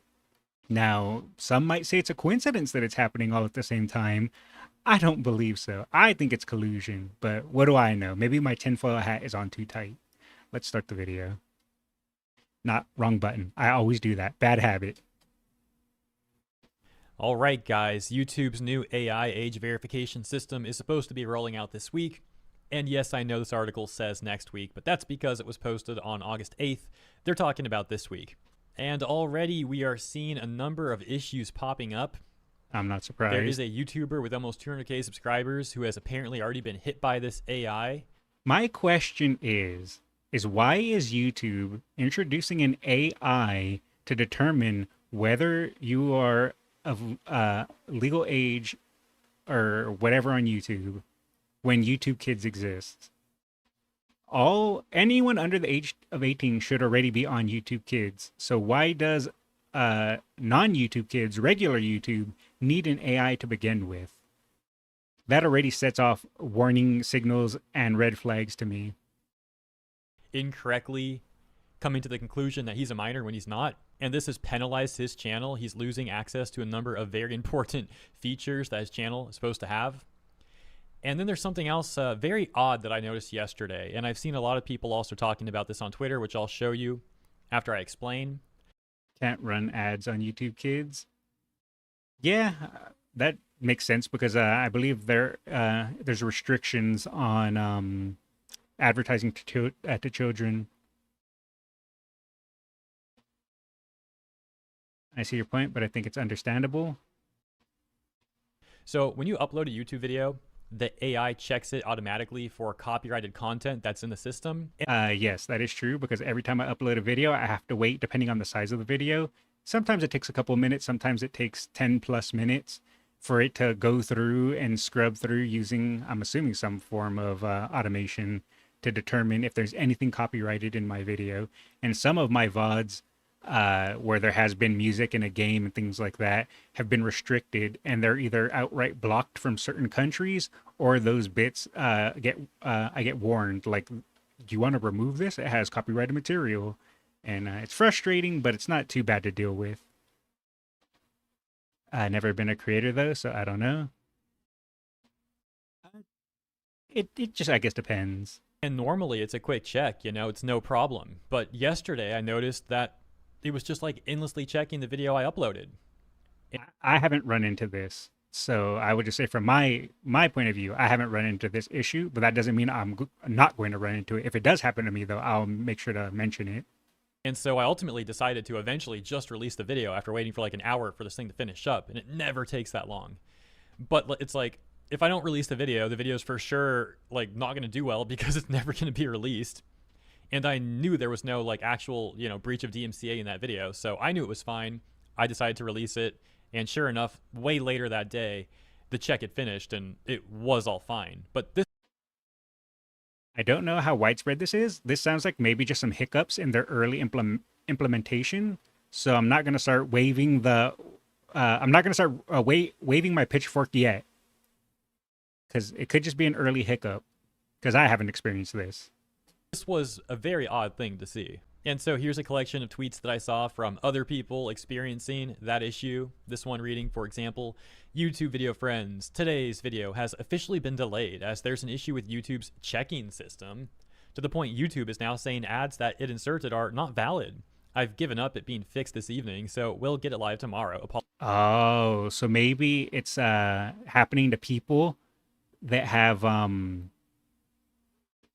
that are YouTube partners, and where they have where you can make ad revenue and all that. I'm still too small of a channel to get ad revenue, so maybe it only affects those people. That would probably be explain why it isn't happening to me. So it probably happens to people that have a bigger channel. Okay. Apologies. Yeah, hopefully I have no problem with my video since I released it before that like checking thing resolved. I guess I'll find out soon enough if the ad revenue on the video is all messed up or not. And I guess I'll take this opportunity to shill really quick too. Not going to ask for any donations or anything like that, but a like or subscription would be much appreciated. Moving along, we've got this. YouTube, why are the copyright checks getting stuck on still checking for hours? I'm trying to upload a 16-second short and I'm stuck on check still running for over 2 hours already. I guess now that I think about it, 2 hours. I wonder how long his video was. Because if it's like maybe a 10 to 20 minute video, and if it's there checking for 2 hours, that's crazy. Because normally, like I said, it's like, if it's about a 20-minute video, it's anywhere from like 30 seconds to like maybe 2 minutes for me for it to do its auto check to see if there's anything copyrighted in it. technically maybe this video will have a problem when I try to upload it too. Hopefully not, but I'll find out as soon as I finish recording this and, you know, upload it and whatnot. What's this? Team YouTube, hey, I see YouTube checks are still running today. All okay. My video's been stuck in the checking stage for 2.5 hours. A few more of these we'll read. It's been over 3 hours and YouTube is still checking. I don't even know if it's frozen or not. The next one saying, me watching people drop videos on YouTube while I'm stuck on checking. I was too, man. I just bit the, what's it called? Bit the bullet? Wait, is that the saying? It sounds so weird. I am also someone who I edit my videos and then I put them on scheduled releases. So what I do is once I edit it, I will upload it, but I don't make it live right away. So that way it can do all of its checks and all that, and I don't have to worry about it. So normally after I finish streaming, I start editing videos, and I edit videos for a few hours. Once I finish editing, I will then make a thumbnail, and then I will upload the video to YouTube, but I schedule it to release early in the morning. Like normally I release a video 9 or 8 a.m. Mountain Time. So I would just schedule it to release 8 a.m. and then I go to bed. And when I wake up, it's already released and everything all on its own. So I just let it do its own thing because I do scheduled releases. Whatever. Okay. Anyone else having upload issues on YouTube this evening? I've uploaded 2 videos and 3 shorts, but all seem to be stuck in an endless loop checking phase. And we've got 3 more examples. YouTube checking system isn't working right now, and to let people know, you shouldn't post a video because you won't get ads until it's checked. Ha ha ha ha. Mountain Time, the SSR of time zones. Yeah, I enjoy it. Also, the state I live in does not recognize or acknowledge daylight saving time, so it is always MST for me. Glad I'm not the only one seeing this. Really hope it's fixed soon. I mean, my video did say that the monetization icon I got was green and totally fine. So I don't know, man. I don't know. Two more. YouTube checks are super slow today for me. I've uploaded 3 videos in the last few hours and all of them are stuck on checking. Is anyone else having the same issue? And then we've got this one. I think there's something wrong with YouTube. Uploaded my videos 3 hours ago and it's still stuck in checking process. So yeah, I'll expand on what I said. Oh, right here. Team YouTube left a message. I don't know if Hero Hay's going to read it, but it says, here to help. Sometimes checks take a bit longer due to the complexity of the check system, but we're also trying to give you the best results as quickly as possible. The good news is you can publish your video while the checks are still running. You see, the thing with that, though, is if the checks do find something and you publish the video and they find copyrighted stuff, you're in trouble for that. So it's best not to publish it while it's doing its checks, because you don't want your channel to get a strike or something like that for releasing a video that had copyrighted material. So that's a bit of a double-edged sword. Regarding the ad stuff a little more, because I think I'm going to get ads on that video, but you technically run the risk of, if the video ends up, like the check ends up coming bad for you and there's copyrighted material there, that ad revenue would go to the claimant. Exactly. I believe that's how that would work. So yeah, I think it's fine for me at least. Hopefully it's fine for everyone else. Nate says, I wish my state ignored daylight saving times too. All you got to do is just move to a state that does ignore it, Nate. Easy peasy. You can hang out in a 118 degree Fahrenheit. It'll be fun.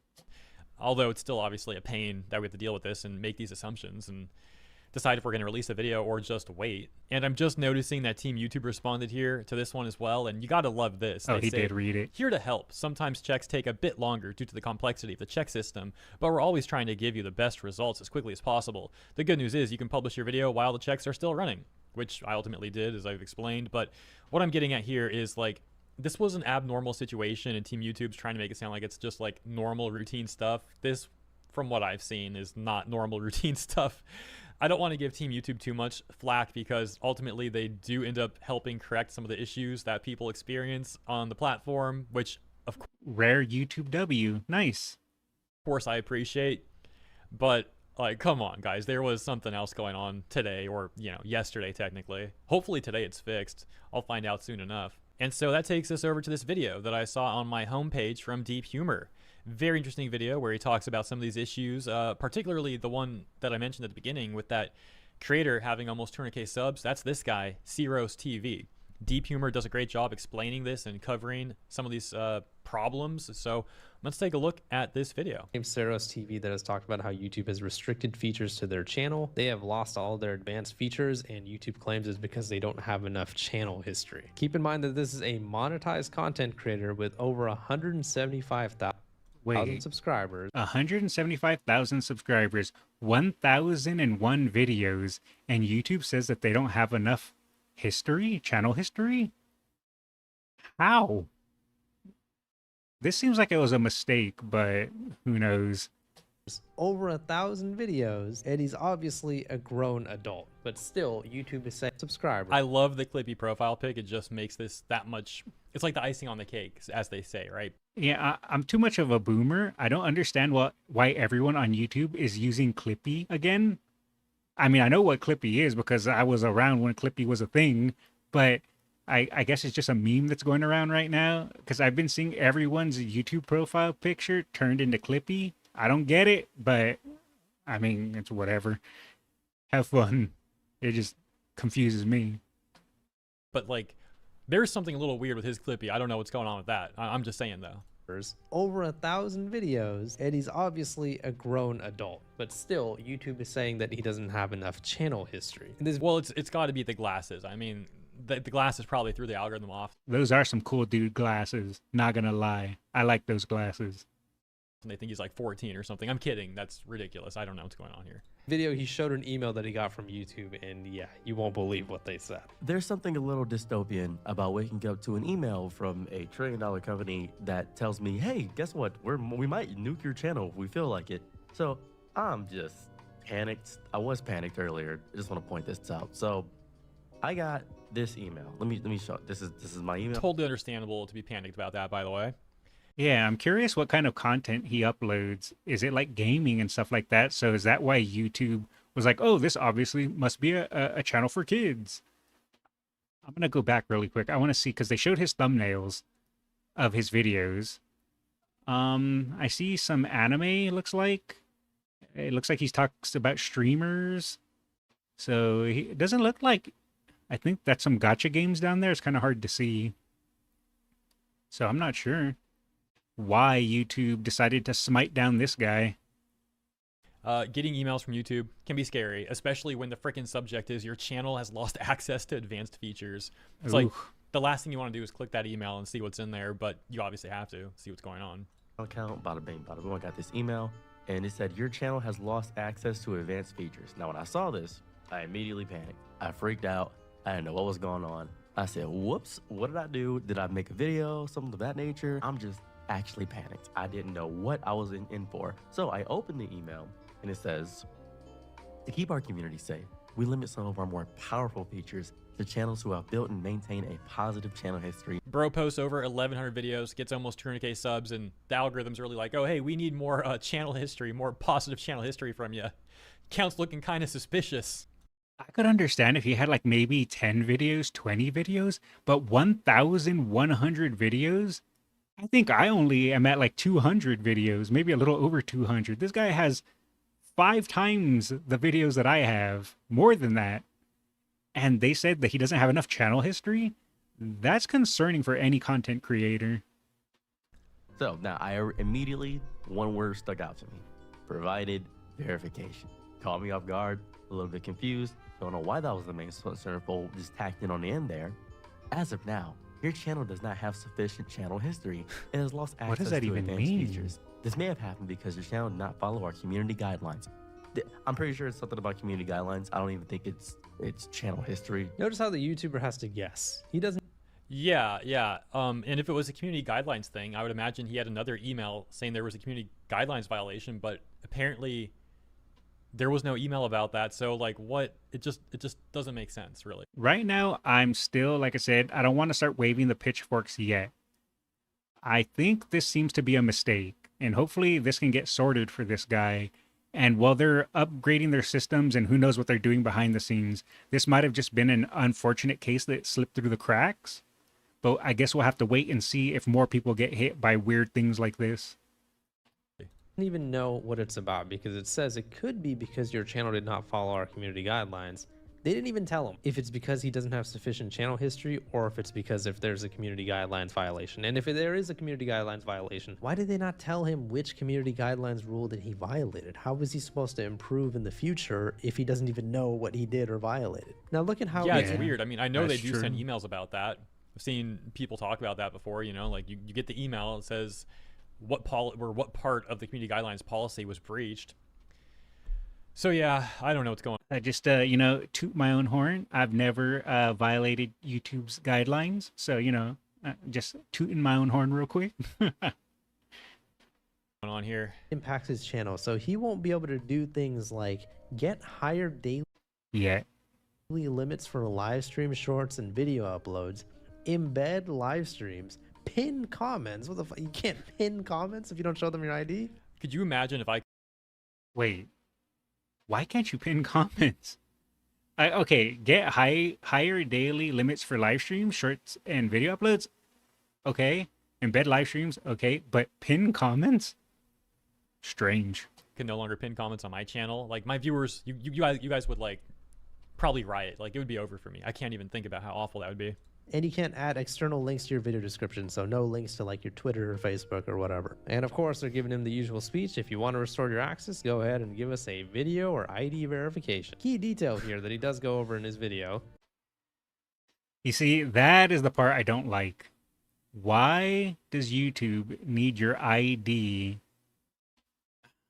I guess if you're, or a video, if they want a video of your face and you already show your face, although I think it's stupid, it's not the worst thing in the world because you already show your face. If they ask me for a video of my face, or my ID, well, you probably wouldn't be seeing me on YouTube anymore, to be 100% honest with you, because a corporation does not need my identification. So I don't like that, but we'll see. Maybe they'll sort it for him without having to do this, but I do not like that. That is a red flag for me. This may not be available for all channels. Trying to figure out what in God's name I couldn't access, and I couldn't do a lot of this stuff. Every video I had, the external links, which are in every single video, they were disabled. All of my videos were disabled. If you go to any video, all these links that were right here, they were disabled. I want to Just use a picture of Leon Kennedy as your face. Sure, why not? point this out. YouTube is not my entire livelihood. It's not my entire bag. I still work at Amazon. The reason I still work at Amazon is because of stuff like this. So it gets stranger too, though.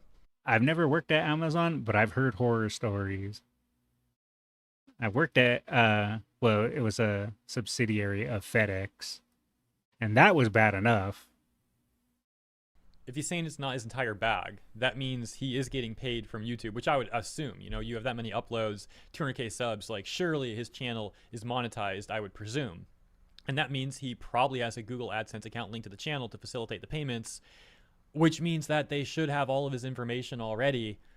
And like the situation that's already absurd just becomes even more ridiculous. I really don't understand why this is such a problem. Like, what's going on here? It's not my entire thing, but it is my art. It is my voice, and I do care about it deeply. It is my baby. This is my little baby. I care about it a lot. It's really important. So if you don't know about this channel, if you don't know about me, a while back, YouTube deleted, oh, I don't know, 423 of my videos, and they weren't uploaded. So he starts telling some personal stories of how YouTube has done similar things like this to him before. This guy has apparently had enough videos backed up to where he could have uploaded every single day until 2027. That's how many. Oh my gosh, yeah, look at that. Wait, it's daily videos scheduled like 3 months in advance. Okay, that is impressive. My scheduled videos are like maybe a couple hours in advance, not months in advance. This guy's on the grind. Holy smokes, dude. I'm here making videos day by day, and this guy's got 3 months of videos good to go. Yeah, I'm pretty much day by day too. Maybe I need to become a streamer. Like, that's just, that's something else right there. Good I feel called out. No, I'm kidding. for him.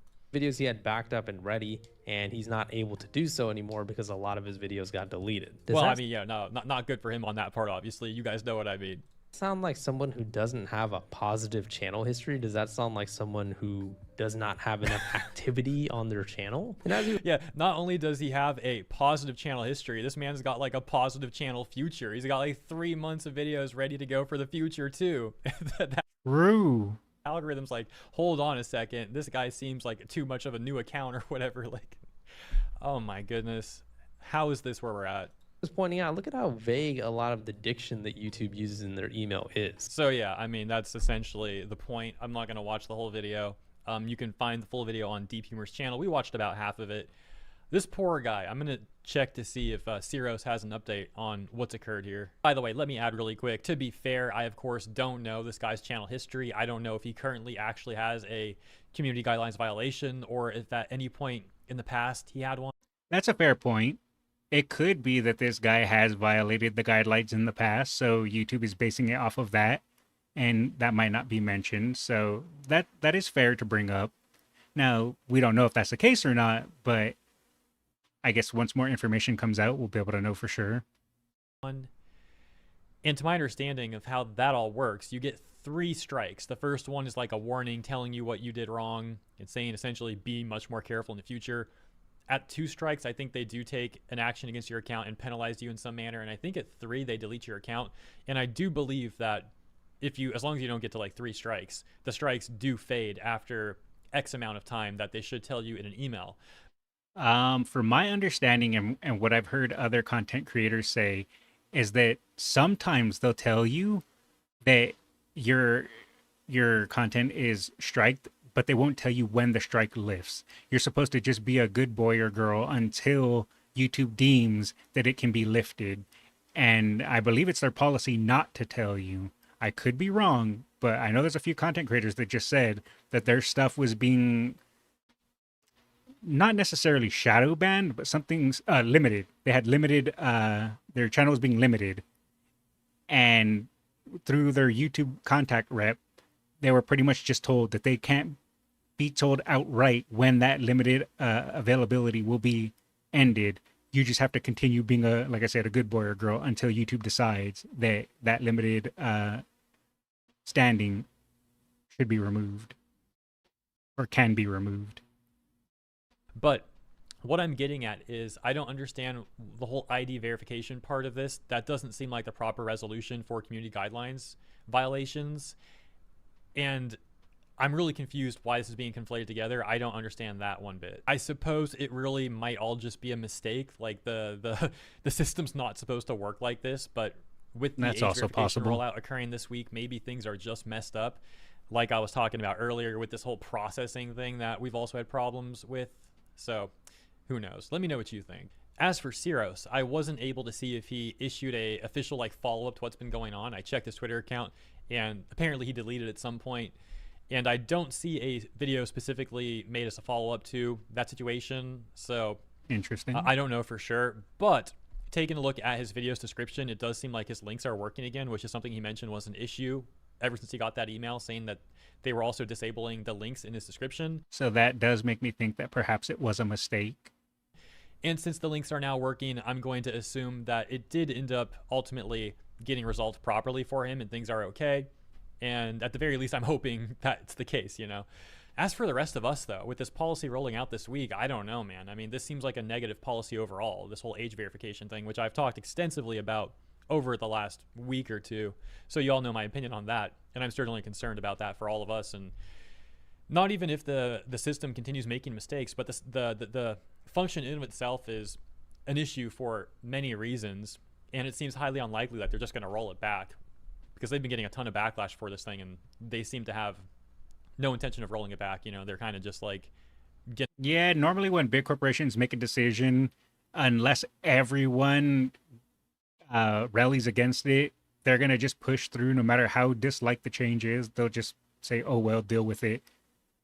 To push this on us, just like they did when they removed dislikes. They got a ton of backlash for that. Still never walked it back or anything. So I'm assuming this is going to be the same sort of thing. They get a bunch of backlash. They don't care. They're still going to do it. So yeah, I'm going to leave it there. But thank you all for tuning in. I hope you enjoyed my coverage. And if you did, please consider liking and or subscribing. I'll see you here in the comments and in the next one. We already are subscribed, Hero. Hey, but let's drop you a like. But yeah, YouTube, let's just hope that was a little bit of an oopsie and a little bit of a mistake and that they can fix it in the future. Let's hope that it is not even worse and going to continue to get worse. Let's hope. I do not have hope, but I live by hope for the best, expect the worst. Alrighty, alrighty.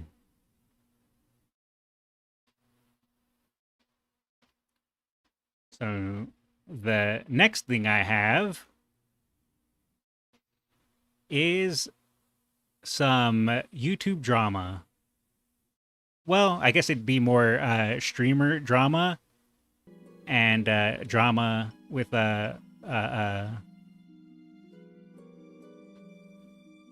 cheater, quote unquote, drama.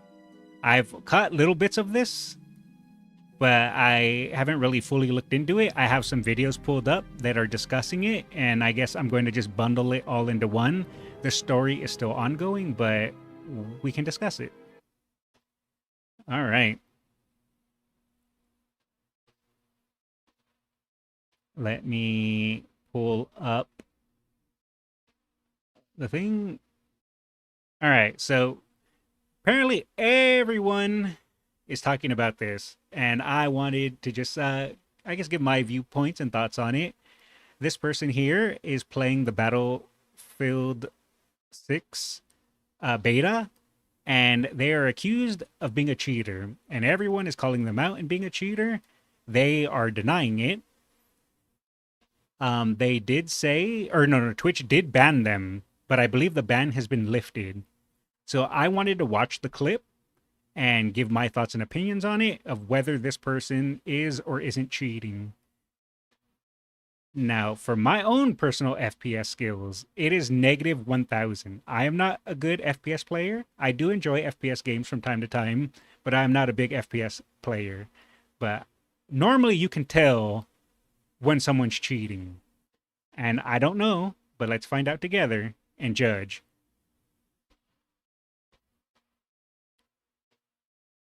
Oh my god, How loud is this? Let me see. you did follow me. Okay, that's pretty good. All right, let's see. Oh my god, you did follow me in Delta Force era. So That far, was so long ago. whoa, why is it so blurry? Let's take it off auto. I think that might just be the clip. All right, I'm gonna restart it. Oh my god, you did follow me in Delta Force era. That was so long ago. Oh my. All right, based off of that, Oh.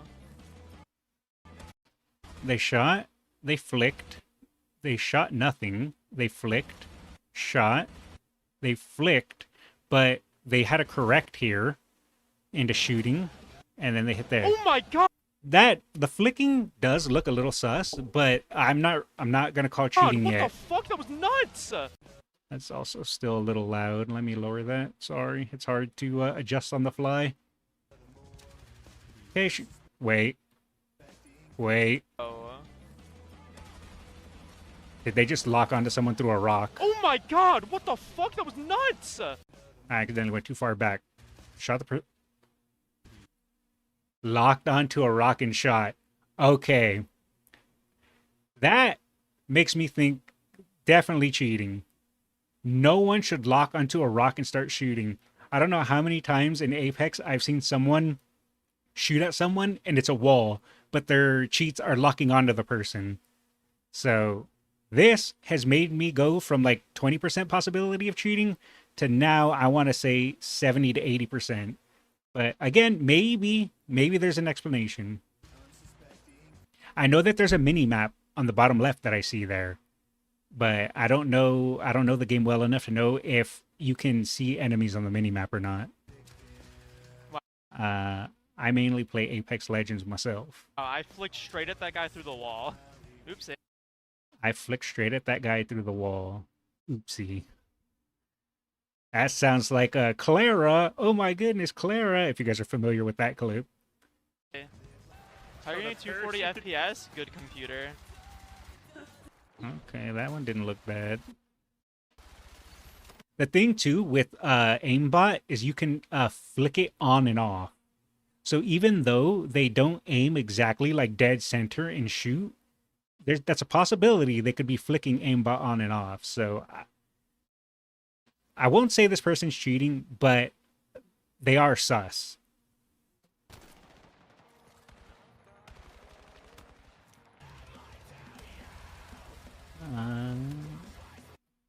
I want to see that again. Shot that guy. Snap to that guy instantly. They ADS'd with while shooting that person. How much of this game have you played? That looked a little sus. But I wouldn't say too bad there yet. Whoa! I would still say they're still sitting at around 67% probability that they're cheating though. That didn't look too bad. Wait. Whoa! You see a guy in the window who's a free kill. You can see a person here to the left. You can see the little diamond. That's also someone there. They shoot the guy in the window that's a free kill. Instantly turn to the other guy and kill him. And then didn't finish killing that guy and then snap back. Now, part of me wants to say that's cheating there too. But the other guy was oblivious. You can tell that these players also aren't that good. So that's another reason why that could possibly be not cheating. But again, that's still another line on the graph of sus behavior. So I just got a free Abyssal Dagger. That's so insane.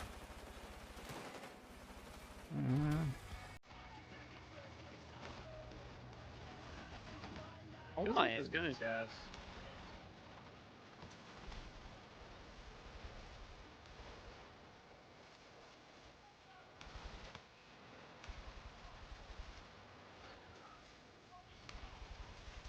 Oh my god, I'm crying. What the fuck? You don't do the dishes, you don't have anything to eat off of. Alright. That was an interesting flick, but Nothing. I'm telling you. we'll see. Because I have seen some impressive FPS players that look like they're cheating, but they're just that good. Another thing, too, that I find suspicious is it's a bit different with Apex, because with Apex, normally you can be a really good, like, aim. You can have really good aim, or you can be really good at movement. Or if you're one of the, like, top players, you can have both, really good aim and really good movement. This person, I don't know their FPS history, but normally movement and aim somewhat go hand in hand. This person, which again puts another little check mark on the sus meter, is they're kind of just planting their feet and shooting. That makes me think more cheating, because someone who plays FPS games a lot normally will make sure they have a good cover. They'll make sure they have good angles. They'll kind of peek back and forth. They won't just sit out in the open and be essentially a turret. So their movement also makes it a little sus. The fact that they can stand out in the open and just shoot at people would make me think cheat again. I still won't say 100% though. But like I said, 70 to 80. Everyone's out in the open, to be honest. Yeah, in certain clips, the people that are out in the open, yeah. And I will say, too, that the person that they're fighting against, they're playing against, are not that skilled players, because you could just kind of tell.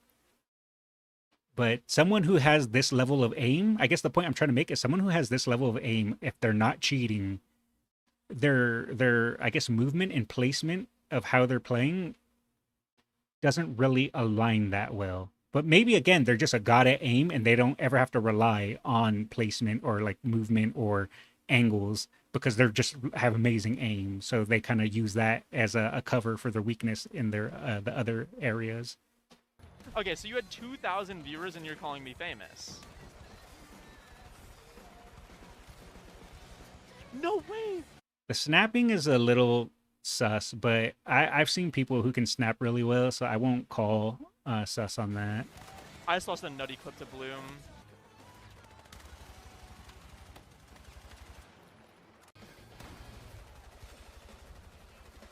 Nothing 3TS, too what the fish?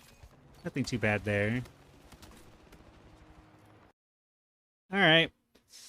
Honestly, I will say inconclusive. But if I was a gambling man, I would say cheating.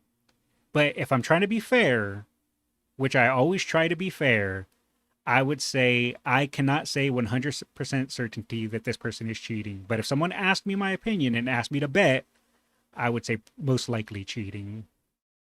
So, with that being said, there's now more drama regarding this, because apparently this has blown up a bit. The person has been banned, and like I said, I believe they've been unbanned, and we have a video from Rev here talking about it. And maybe they'll go a little bit more in depth, because I am curious what other people have to say about it. My own personal opinion is that although suspicious, I won't outright say 100% cheating, but it is suspicious.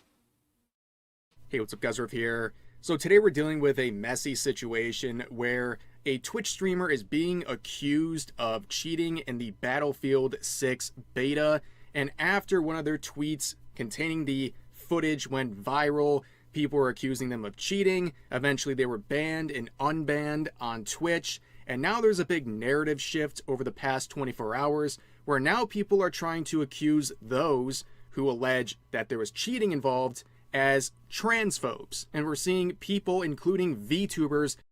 Wait, how did it turn into that? I mean, who cares about stuff like that? We're talking about cheating. Being canceled for simply observing the situation or having something to say about it. Now, where does all of this begin? Well, It's the internet, though. I shouldn't be surprised. Everyone's going to just bring up anything to as an attack vector, so I'm not surprised that it instantly turns into people screaming and raging on the internet. Begins with this Twitch streamer named Riley. In their location of their bio, you can see she, her, right? That'll be important for later. But they posted this montage of clips from the Battlefield 6 beta, And you can see it went viral. Okay, 51 million views on a random tweet sharing footage like this with 4,700 comments. Now, if you go to the quotes, there is a narrative that is well. Yeah, I would say the biggest indicator of cheating is that locking onto a rock and trying to shoot through it. That is the biggest thing that makes me think cheating. Everything else I would say is inconclusive, but that snap through the rock is the most damning evidence. And although I haven't seen enough evidence to say 100% cheating, I still say I lean towards the side of cheating. I won't outright call it cheating, but I lean towards the side of cheating. Supported by a lot of the most liked posts. Trying to be fair. I know most people probably get upset at me and call me a fence sitter and go, "Oh, pick a side." But I just try to be fair and I call it as I see it. I do think this person is cheating, but I won't say outright 100% they are. I do think they are, though. We have one saying this: imagine using aimbot and calling yourself a good player with this 2-second clip right here. This one getting 7,000 likes. We also have this right here saying obvious aimbot at 13 seconds. This tweet having... Was that the rock snap? 148,000 likes. And here is that specific timestamp. We'll play it for a second. Looks like it. Yes, okay. Yeah, that, like I said, that's the most damning evidence so far. Wow, that's really the main part people are calling out right there. You can see this person saying, "Are we effing serious right now?" MF flicks to a guy behind a wall. Then the exact second that guy drops as his gun is being lowered. I didn't even see that. That's a good point too. He was lowering his gun and then it instantly comes back and locks back on. That's another sus moment. It locks to the guy that was right next to him and even hits him all within a frame. You got me effed up if you think this is legit. Here's another one from the Actman saying, posting gameplay of you cheating and pretending you aren't is one of the cringiest things a gamer can do. Yeah, I agree with that. I just don't understand. Well, I was going to say if you cheat in a video game, just admit it. But at the same time, that type of cheating, if you're using aimbot, that's actually bannable by Twitch. So they're not going to admit to that. When I think of cheating, I mainly just think of like, oh, this person looked up a walkthrough guide and claimed that they solved the puzzles by themselves. And then you have another one with 74,000 likes saying, in quotes, "I flicked that guy straight through the wall. Oopsie," end quote. "Go F yourself." Now, of course, there's a very funny side quest here where people were posting their own footage and saying, "Am I cheating too?" Like this one right here saying, Let's see. The snaps are really good. Curious if Twitter thinks I'm ADS to follow. I'm cheating too. And this would backfire because basically everyone would accuse them of cheating as well. Viral tweets like this going, "Yes, you are cheating. Those are not natural movements. Only someone willfully blind would think you're playing legitimately." That one, I don't know. It's too short of a clip to tell. Now, they would eventually post another clip shortly after saying, "Used a hand cam to prove I'm not cheating." Hand cam doesn't matter because you can always fake that. You can always record your hand and then add it in post. And sometimes it doesn't line up. So I don't think hand cam is enough to disprove that you weren't cheating. Wait for week 2 of the Battlefield 6 beta. And the same thing would happen. People would continue to accuse them of cheating. The people who thought they were cheating before pretty much doubled down and thought this was even more proof because they're claiming that the hand movements don't line up. Yeah, that's what I was saying. And you know it's the internet. You know someone is going to sit there and watch this 10,000 times and see if the hand matches where the gun is aiming, and they're going to break it down like second by second to be like, well, you see at 0.23 seconds, you flick to the right, but on screen, you look down. You know there's going to be people on the internet to break it down like that. With what's being played out on the screen. But we saw this comment. It would age very poorly, where someone would tag Twitch support and say, "Hello, please ban this streamer for using aimbot." And then the streamer in question today would say, "Twitch usually only bans people who are actually cheating for that." And then they got banned. Again, wouldn't age well because right after that, the next day, they would be banned on Twitch. I believe the ban has been lifted now, though. And you can see this is a very simple headline here. Battlefield 6, Cat Boy Cheater. The boy part will be relevant in a second. banned on Twitch after going viral. And you can see 52,000 likes on this. A lot of people were very heavily invested in this situation. And then we would see some of the more vicious response starting. And you would see this new narrative push that anyone who's recognizing this situation or accusing the streamer of cheating, there's this new accusation of transphobia, including people who don't respect even the cat girl pronouns. You can see in Okay, so now this is just people flinging feces at each other. It has nothing to do anymore with talking about the subject at hand. These are now just people pushing their agenda, using other things to be mad about and using that as their, like I said, attack vector. This is silly. Response to that previous tweet we just looked at, this person says, blocking this account, but to go as far as saying... These are the clout goblins leeching on to this to, like I said, be silly. Catboy, when it's so obviously a woman, is just a perfect example of how being trans gets you hate for no reason. Or I guess I should say terminally online people. The owner of Pirate Nation will be found in their apartment after weeks of decay on March 22nd. And of course, the Twitter death threats start flowing. 2026. So this person's making a very obvious death threat. And they're doing this because the previous post labeled this person as a cat boy instead of a cat girl. They got the wrong cat pronouns. And now this person believes they should die as a result of that. And you can see it didn't get much support. 8 likes, 242 comments, and celebrating for getting the attention they probably wanted. This person will reply saying, I will say for myself, I don't care what this person identifies as. I'm a live and let live person. You, as long as you're an adult, you can do whatever you please. As long as you don't hurt anyone or anyone else, I personally don't care. All I care about is talking about the cheating scandal. None of this other stuff matters to me. OMG, my first banger. Yes, you should be very proud. And they would make another follow-up saying, at the weirdos in my replies, you will cower in your hole until the day you die. Okay. This person definitely has a bit of a complex here. They're definitely projecting a bit too, but live and let live, says the skeleton man in a top hat. True and real. Anyways, eventually the Riley person would be unbanned on Twitch. It was about a 24-hour ban.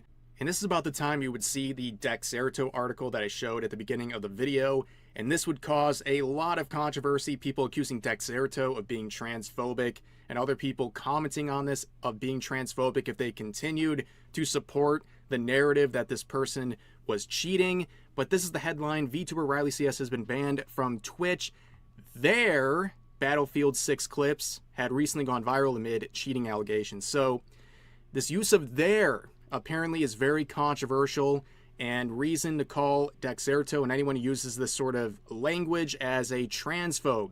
This tweet with over 20,000 likes saying Dexerto using he/him or she/her for every other person is there in their recent post. Yeah, like I said, these are just Twitter people being Twitter people. They're trying to get their 5 likes on their tweets.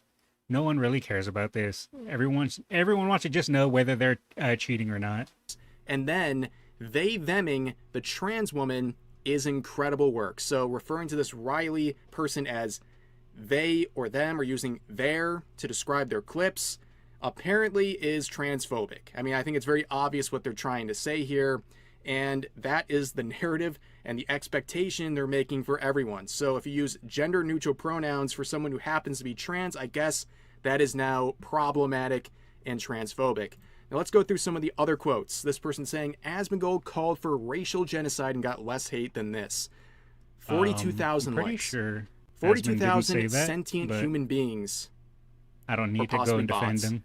Liked this tweet. The number one makes a claim that Asmongold never made. I think everyone knows that was not the rhetoric or the exact wording he used, but this idea that this person got less hate, I don't believe that whatsoever. The amount of hate Asmongold got when he was banned on Twitch for 2 weeks, which, by the way, he got 2 weeks. This person got 1 day. But anyways, here's another narrative people are pushing. This drama is so petty, like almost nobody would have cared if she was not trans. Personally, I've seen a lot of people who are accused of cheating in video games, especially while streaming, getting crazy amounts of attention for the act. But this is the sort of narrative that none of this would have happened unless this person was trans. And here's one comment saying, banned for cheating in a game. Dude, what is Twitch? The head teacher or something? It's against their terms of service. You can't cheat. You can't, even you can get banned for off-platform behavior. And there's another one too. I can't recall off the top of my head. I remember it being silly though. And just being like, why is this bannable? What is it? I can't remember, but they do have a few rules that are terms of service, yes, that can get you banned. Oh, promoting other channels. Like I'm streaming on YouTube and Twitch. Me saying that I'm streaming on YouTube is not against terms of service, but they don't like when you mention it. It's a gray area. You're supposed to just pretend that you and Twitch are BFFs, and me mentioning that Twitch does not like. Also, if I were to show my chat on stream, I need to separate my Twitch chat from my YouTube chat because it is against terms of service to have the chats mixed. I need to separate them because Twitch thinks it's special and does not like for you to mix the chats. The ban should come from the game devs, not Twitch Wild, which is pretty crazy. Again, we're going from, oh, they were cheating to, oh, now we discovered they're trans. Oh, now the cheating doesn't even matter. Why would Twitch ban them? Well, Twitch has always banned people who are cheating. And in this case, we didn't see the email. We didn't get any like actual express reason, just community guideline violations. So amidst the timing of when they were being accused of cheating and then the actual ban, you kind of put one and one together in the situation. At least Twitch thought that's what was going on. But here's another example of someone being canceled over this, and this time it's the VTuber Camilla. You can see down here, the screenshot's a little wonky because the tweets have been deleted. This is just a screenshot someone... I'm a little bit familiar with Camilla. I've never seen her stuff, but I know she's done collabs with Neurosama. So that's my introduction to Camilla. So you can see underneath the Dexerto post, Camilla said, "Hope he never comes back." And then this person says, "Hey, Moots Mutuals on Twitter. A lot of you follow this person. Let's get a nice unfollow, huh?" So follow policing is always lame, and they double down on it saying, if this is a misunderstanding, then I'll delete the post. I hope it's a misunderstanding.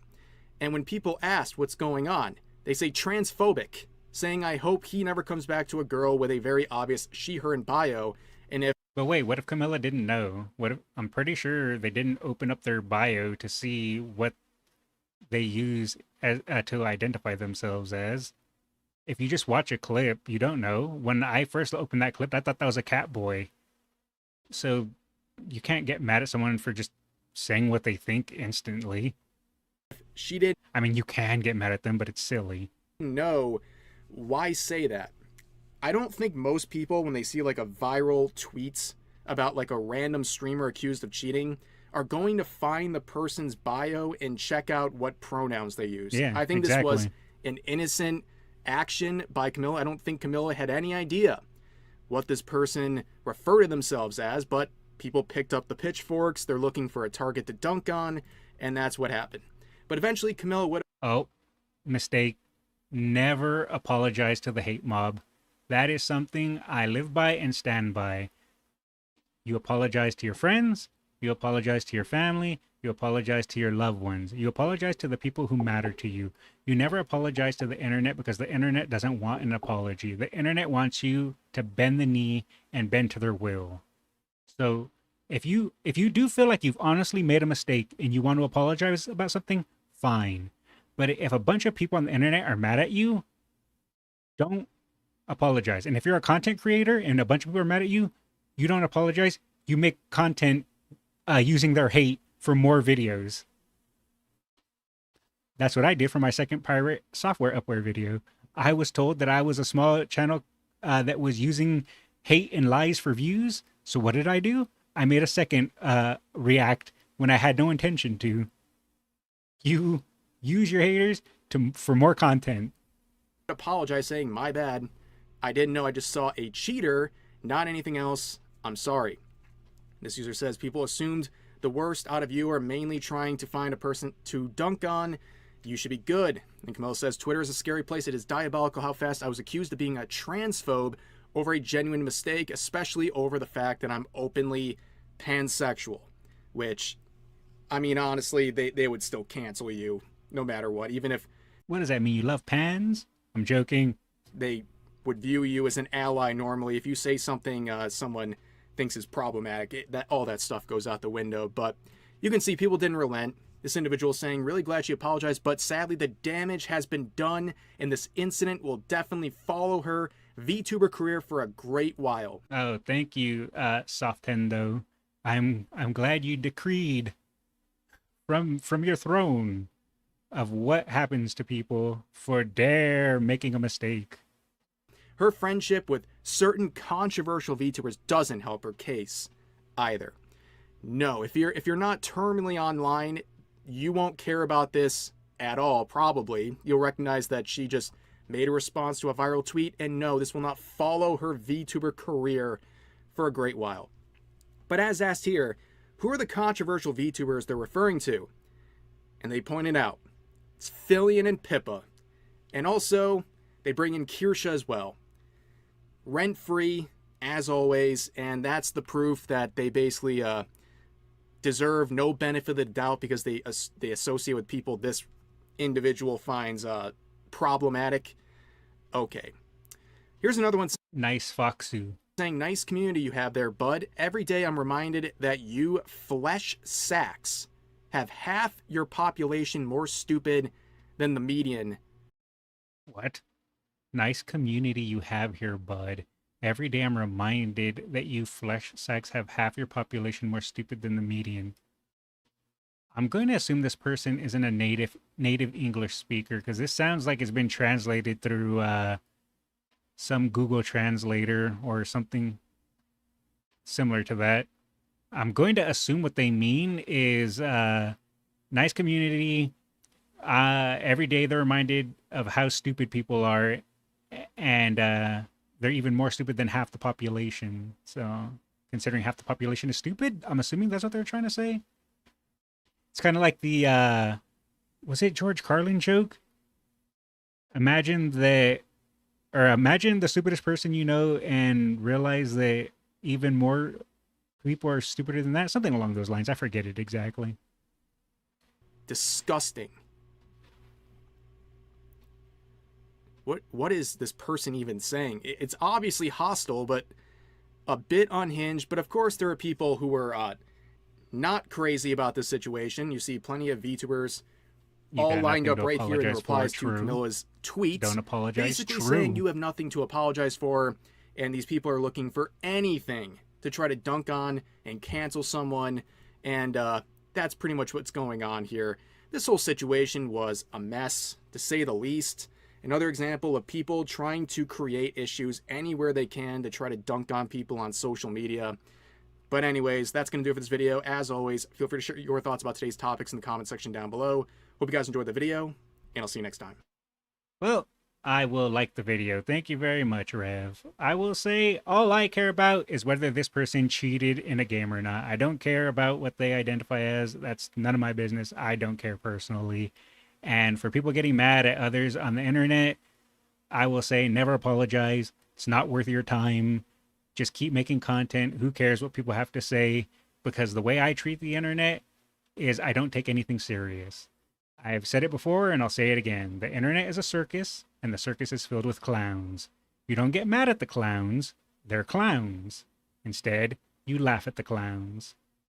And that's how it should be. But that was a good video. I enjoyed that. Alrighty. Well, I think that is going to be it for me today, everyone. Thank you for hanging out. I appreciate it. If you're watching on YouTube, and if you're not already, please like the stream and leave a comment. It helps a lot. But yeah, tomorrow, if I stream, it'll probably be Uma Musume. I want to open and get some more Super Creeks, and maybe I'll do some more Gold Ship event because that has, I think, a few days left. So that'll probably be what I end up doing. But either way, that is going to be it for me tonight, everyone. Thank you for hanging out. I appreciate it. You guys have a good night. Take it easy, and I'll catch you later.